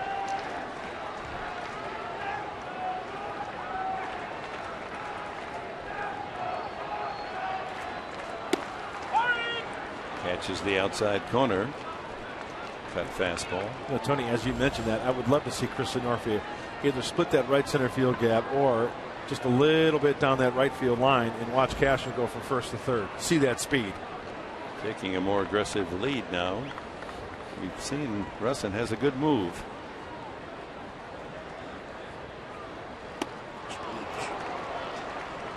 Changeup has Denorfia way up in front. Good pitch, just turn that over.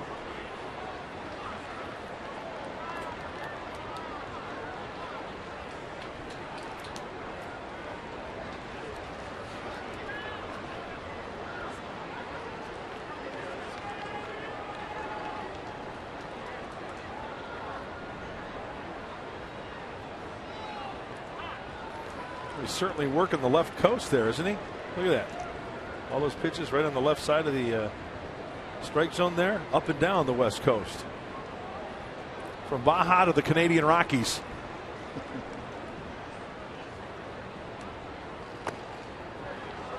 Key West right there on that one. But yeah, Chris was bouncing like he thought that ball hit him in the foot, and I could hear it that did hit him. his foot. Yeah, that did hit him in the foot. I could hear him arguing. With Shriver, the umpire behind home plate, saying I didn't get that. He thought it hit the ground, and it actually hit him in the foot. And that could be a big play. If the Padres would have 2 men on, no one out. Yeah. He didn't oversell it, did he? You got to go to first. That's why when it happens, you have to go to first. You have to make him call you back.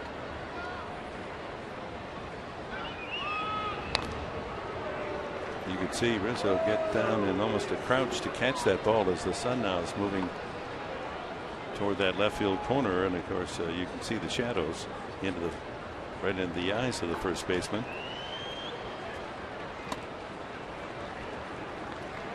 Full count. Almost quick pitched him there. Only 70 pitches for Russin. Single by Kashner to lead off the 6th inning. Padres trying to get on the board first. Bill Casho's athletic over there. I don't know if I would send it 3-2. Double play ball. There's one. And a 6-4-3 double play. The second turn by the Cubs today as Will Venable comes up. Laura? Well, thank you, Dick. And yes, talking to Bud Black today, he really made a point to pay attention to the lower half of Will Venable's swing. He said he's really been working on the lower half of his body, and it's paid off for Will. He spent all this time with Phil Plantier and Alonzo Powell hitting in the cage, focusing on the basic hitting principles, especially with the lower half of his body. And Bud said, hey, I just want everyone out there to know that this is not something that just happens overnight. This is not an adjustment that just suddenly clicks for a player. This has been a body of work that Will Venable has been working on for quite some time. And yes, it started to click for him lately, but it's certainly been a product of all the work he's put in, and of course the work from Phil Plantier and Alonzo Powell. And he's had a big month of August, and he's, as we've pointed out a couple of times, and Tony's admired the fact that he's able to hit left-handed pitching. That was his weakness in the past.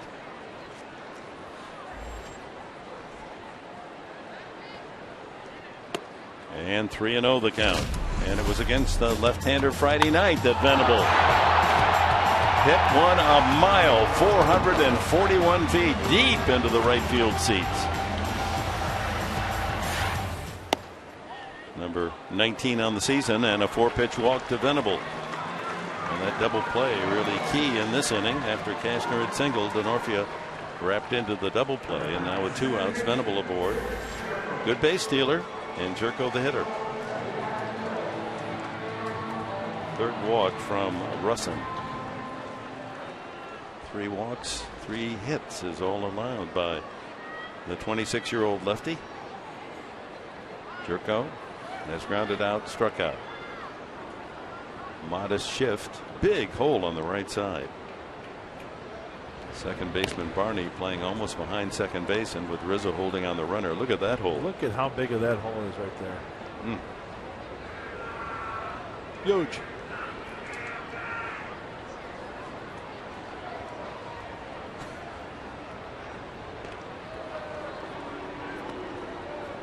But in a way, if you go to the right field trying to use that hole, you're not going to be using your home run swing in the way that the shift has beaten you.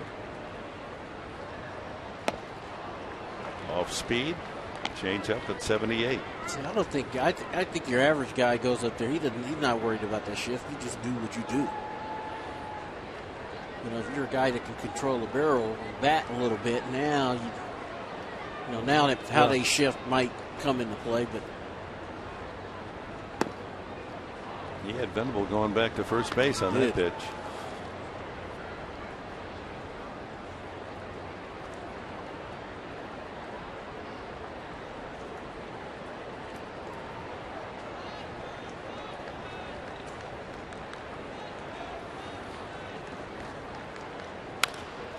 Ripped foul. Changeup had Jerko out in front. Good contact, but a ball, 2 strikes now.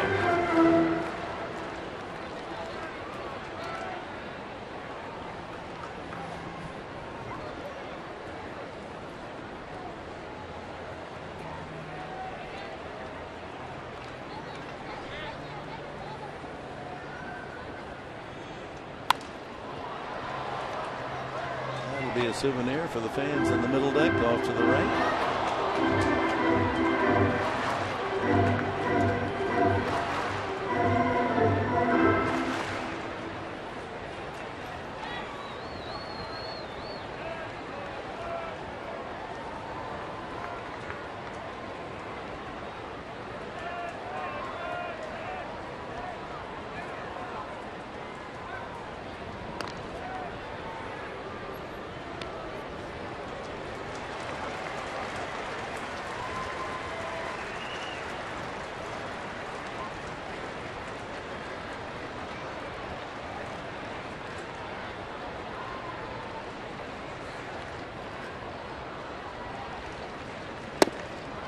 Two balls, 2 strikes to Jerko.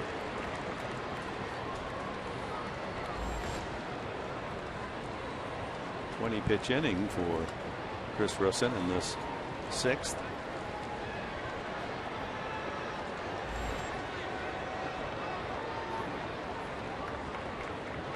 Matching outs with Andrew Kashner. Strike 3 called. Turco struck out for the 2nd time. 3 total for Russin in the game.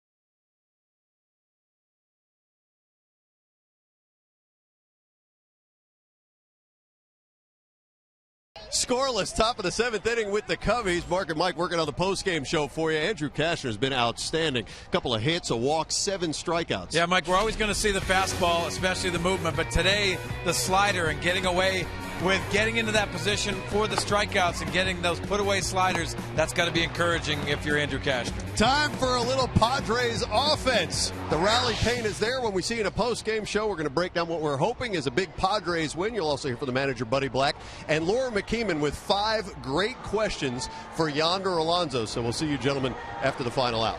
All right, we'll be there. Mike and Mark, don't miss it. Always a great recap of the baseball action. As Andrew Kashner ready to toe the slab here in the 7th inning. Middle 3 in the order for the Cubs: Bogusevic, Lake, and Murphy. 2 singles. That's been it for the Cubs attack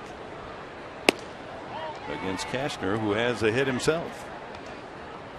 1 of 3 for the Padres.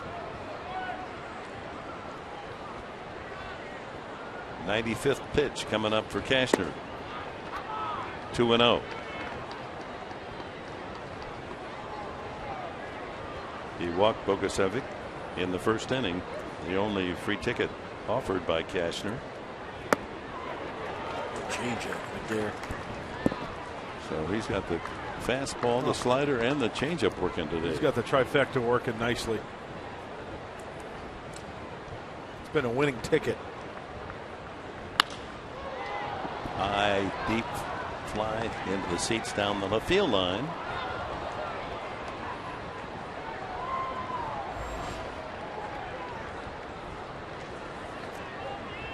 A lot of success in that lineup right there. Nope. Uh-oh, that's going to be troublesome. Cedeno has to hurry and gets him. High chopper, kangarooed off home plate. Cedeno, as he was running to get it, knew he had to throw as soon as that ball was in his glove. No room for error. Perfectly executed by Ronnie.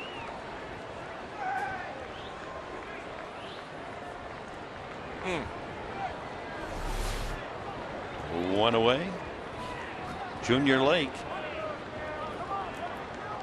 Hard ground ball out to third base with a couple of men on, and Headley able to make the out at third base at the time unassisted, and he struck out the last time.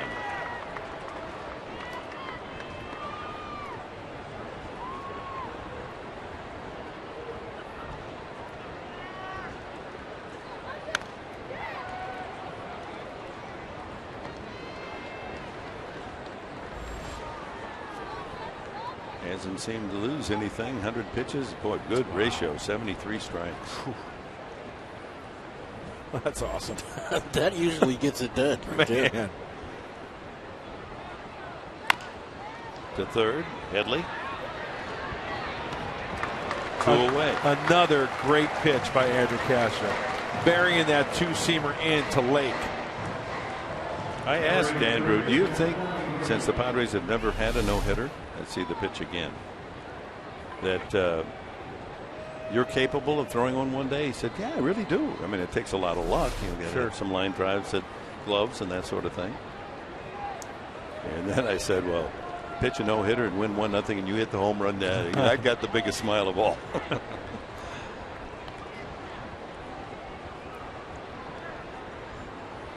Donnie Murphy has struck out both times.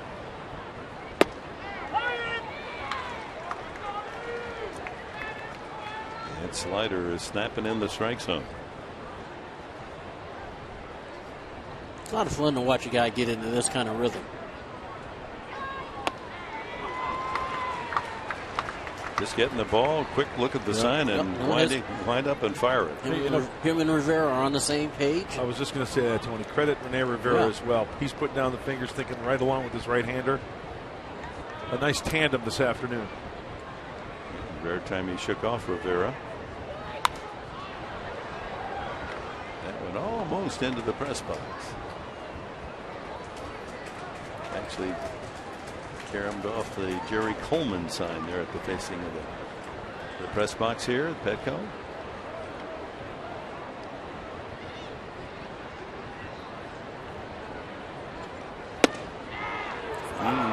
Plate umpire Schreiber raised up as if he's going to call that a strike. Did not.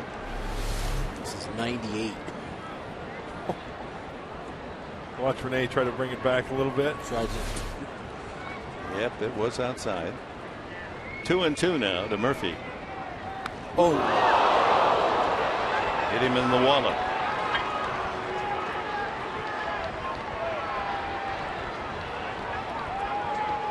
.97 miles an hour on this pitch, folks. Two-seamer trying to bury it in. Right in the buttocks. He's got his base running gloves in that pocket, so there was a little extra padding. He had his hand guard in there too, so hopefully that helped. It'll make an interesting tattoo bruise tomorrow. Oh yeah, you'll see Rawlings with some seams. Here's Castillo. Fly ball, broken bat. Venable read it perfectly. And we go to the stretch half of the 7th inning on this Military Sunday at Petco Park in San Diego. And as is the custom, we stay for the presentation of God Bless America on our Sunday action from the home field. Pleased you've joined us, fans, and hope you'll be around tomorrow night. 6 o'clock. It'll be Tyson Ross and Brandon McCarthy from Arizona, the Padres and Diamondbacks, and now God Bless America. Welcome Second Lieutenant Lauren Alto from Travis Air Force Base. Please sing along as she presents God Bless America. God bless America, land that I love.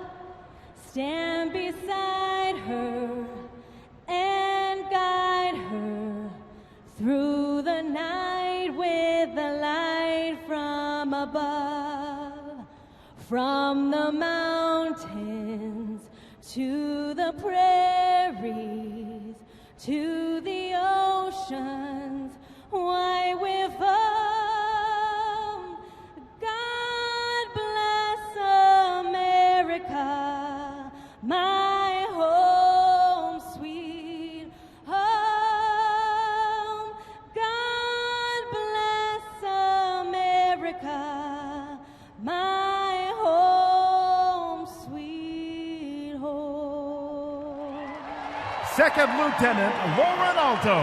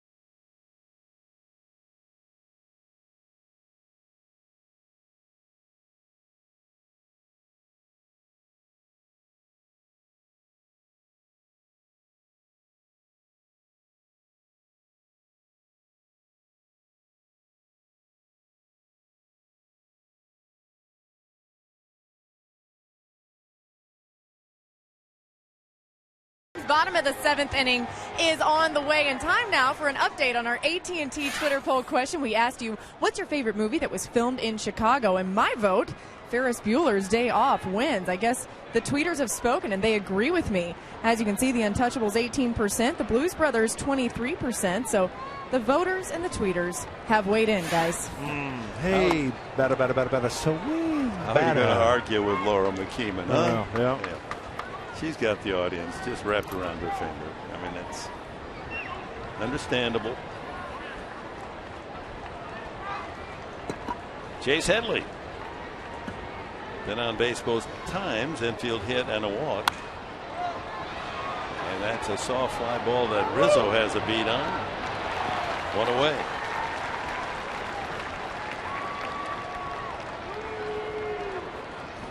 This young left-hander Chris Russin pitched quite a ball game.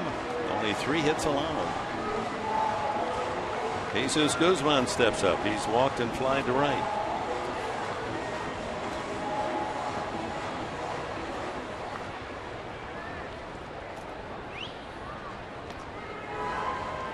Castillo decides that this is a good time to have a conversation.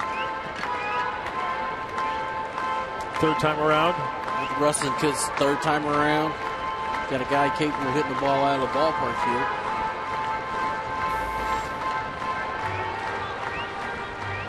We mentioned how he likes to hit during day games, Guzman.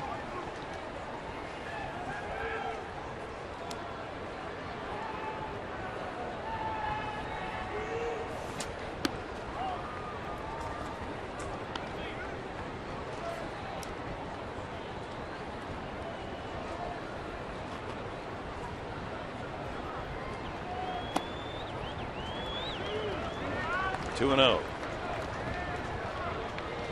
22,762 the paid attendance on this beautiful Sunday afternoon. And 3 and 0. Well, the Little League World Series is over. The locals from East Light had a 4-2 lead, but Japan rallied and won the Little League World Series 6-4. That final just in. 1-out walk. What a run for the kids from East Lake Chula Vista.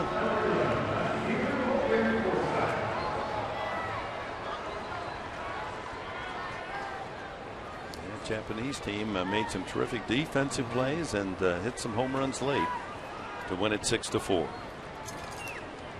Dale Swaim going to the mound here with a 1-out walk, 87 pitches, and in only his 8th start in the major leagues. Chris Russin, very impressive for the Chicago Cubs.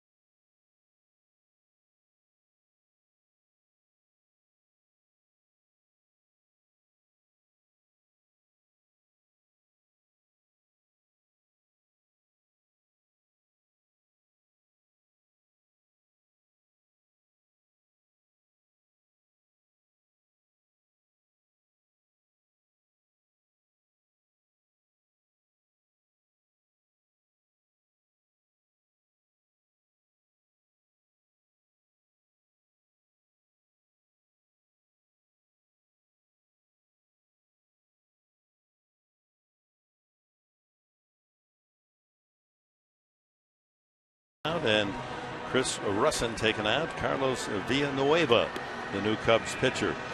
And time for our Fan Diego fans of the game. Hey, let's come dressed as a hot dog today. What do you think? Nice try. Or the or the Dave Winfield retro jersey. Some future big leaguers. And you got to hydrate.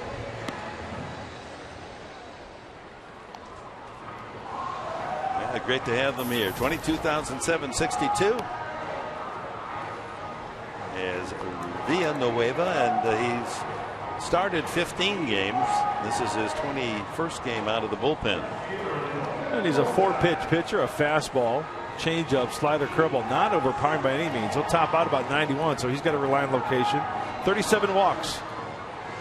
And 13 home runs.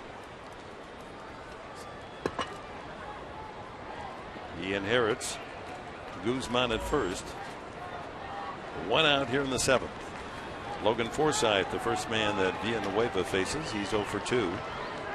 Popped out trying to bunt and grounded to short. Interesting throw to first base. Guzman still was locked on the bag. And Villanueva throws a lot of sliders, almost like the Luke Gregerson of the Cubs bullpen. And some changeups as well. He's facing a fellow Razorback. Check that he did not attend Arkansas, but Forsythe, a Razorback.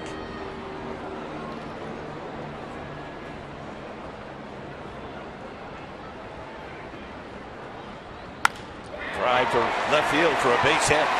Sharply struck. Guzman moves to second. And the Padres have a man in scoring position for the first time since back in the 2nd inning. Well, he gets on top of this ball that's up.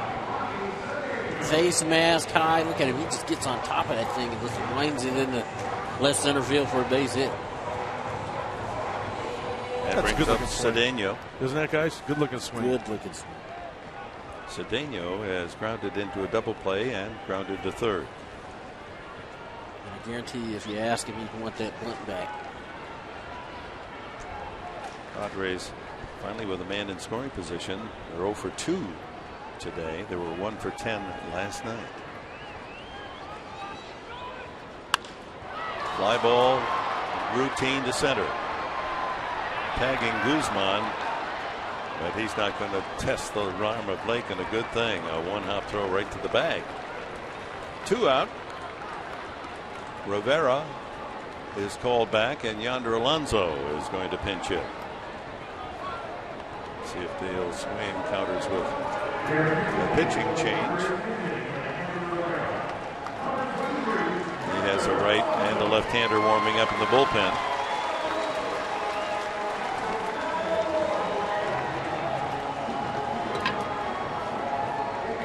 In a numbers game. Yeah, Jamie Quirk, the bench coach on the right of Dale Swain, comparing numbers.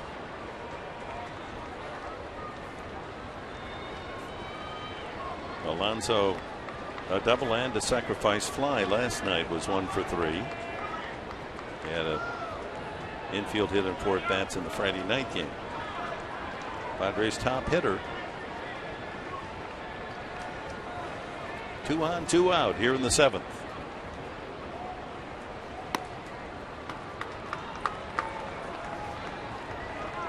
Blake Parker from the right side. The lefty is James Russell.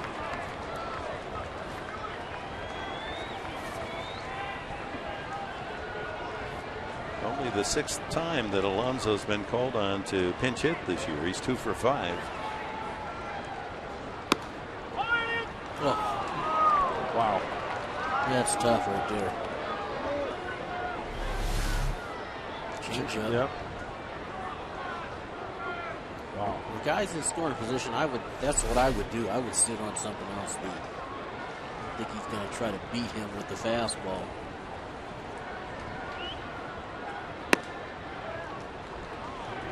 Looks like a little slider there. Slider. 2 changeups and a backdoor slider. Really should be 3-0 instead of 2-1.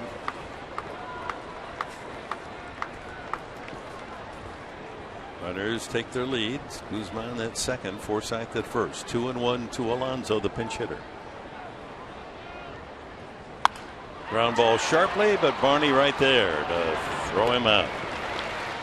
Padres 0 for 4 runners in scoring position. On to the 8th. Still goose eggs at Petco.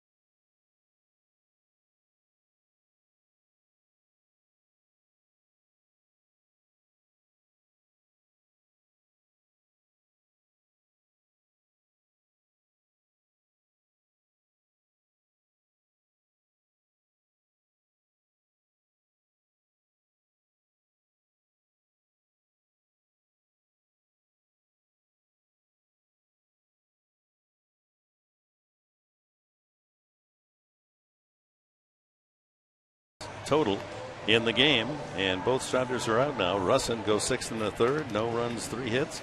Cashner 7 innings, no runs and 2 hits. Tomorrow night from Phoenix, Arizona, the Diamondbacks and the Padres, 6 o'clock for our action here on Fox Sports San Diego. Tyson Ross on the mound for San Diego against Brandon McCarthy, the former Oakland A's right-hander. Hope you'll join us 6 o'clock tomorrow night. Tuesday and Wednesday as well. Starting time here on Fox Sports San Diego at 6 o'clock. Well, Andrew Cashner, he can qualify as the hard-luck pitcher for the Padres. He last pitched in this homestand against Pittsburgh, went 7 innings, 1 earned run, and the Padres scored no runs in his support.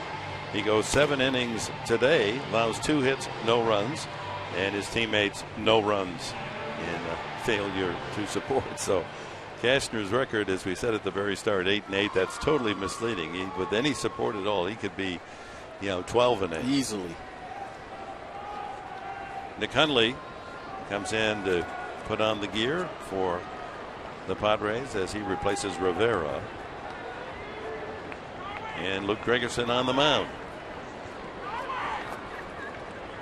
Hundley put him in the 9th spot in the batting order. Top of the 8th inning, Gregerson to Darwin Barney. Luke raised in the Chicago area. Familiar name back in the Windy City.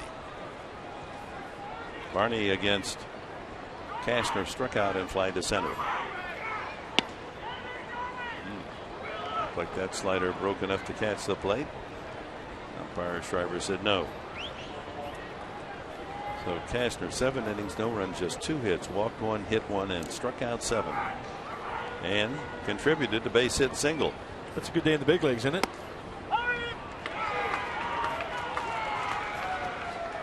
But leaves and won't figure in the decision. It's up to the bullpen now, and one would have to think that's a plus for the Padres. 2-1.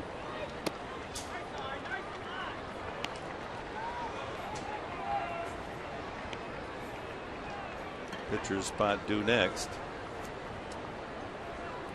Darryl McDonald on deck.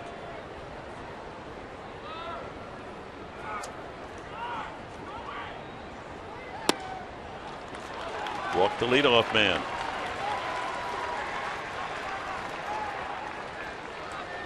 And they call back McDonald. And changes the strategy now with a leadoff walk. And the only left-hander that Swaim has is Watkins. And That's Logan Watkins stepping to the plate. See if he's up there to bunt, to sacrifice bunt. I would say, yeah, he probably is late in the game. They might give him one shot to maybe hit the hole. Well, Chase Headley's thinking, Chase Headley's thinking about Tony's in that grass there, but you're right, that might not be a bad idea. Give him one freebie.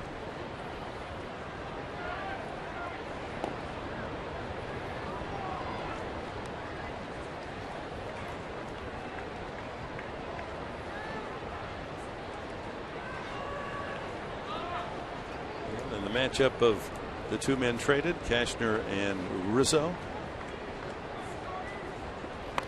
There's the bunt. Well executed. Put out 1-4. And the Cubs have a man in scoring position for the first time in the entire game. So he's squaring up. Oh, excuse me. Going back to the first inning, they had runners at first and second with 2 outs. Nothing since. Squares up, gets the bunt down, gets the runner in the scoring position. He almost hit his fingers on that. Did you see where that ball hit when he made contact on that bunt? Got to get those digits out of the way now. Castro has grounded out 3 times. Has a home run against Luke Gregerson.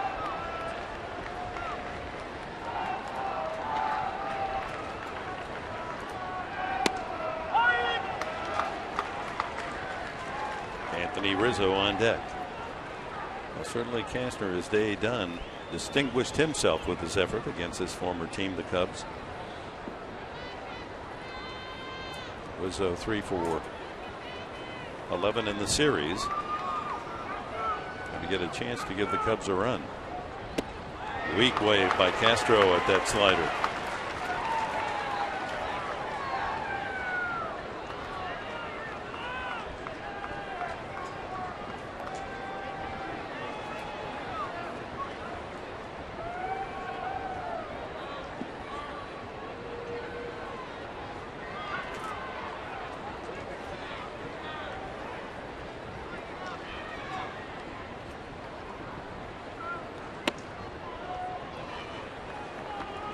Tried to make him chase a little farther, wouldn't do it.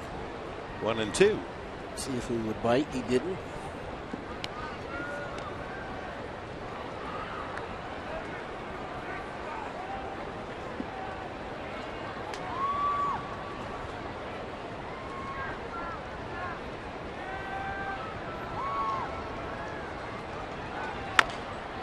Smothered to third. Headley gets him by a stride. 2 away. This copyrighted telecast is presented by authority of the San Diego Padres. It may not be reproduced or retransmitted in any form. The accounts and descriptions of this game may not be disseminated without the express written consent of the San Diego Padres. Dick? Did you take a breath in that whole reading there? I think you did. I Breathless, huh? Yeah. One breath, one take. Unbelievable. Dank.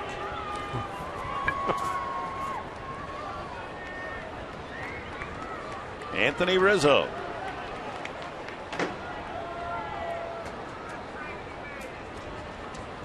Single, struck out, soft liner to short.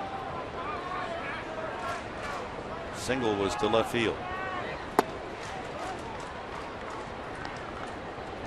Another left-handed hitter, Nate Schierholtz, is on deck.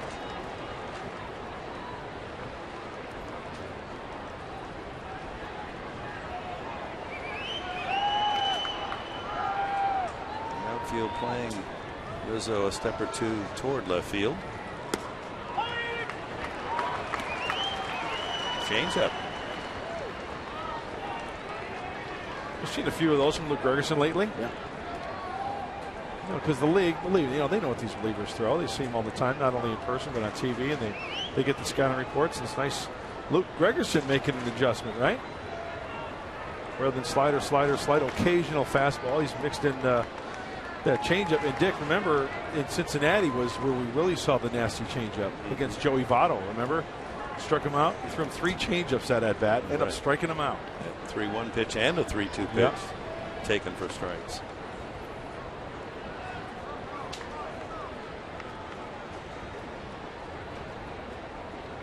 Barney with a leadoff walk and a sacrifice. Now 2 outs after Castro grounds out to third. 1-1 to Anthony Rizzo.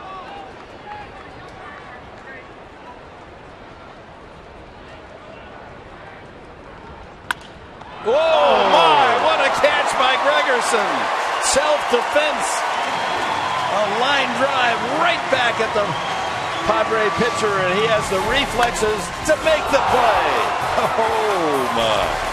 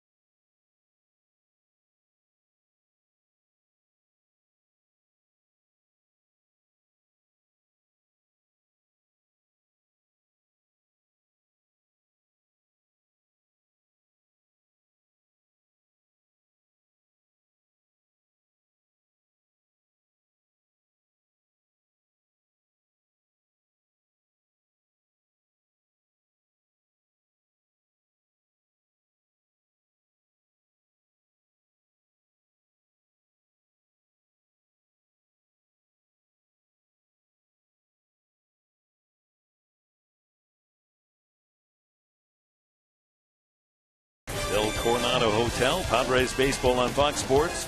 San Diego brought to you by Petco, where the healthy pets go.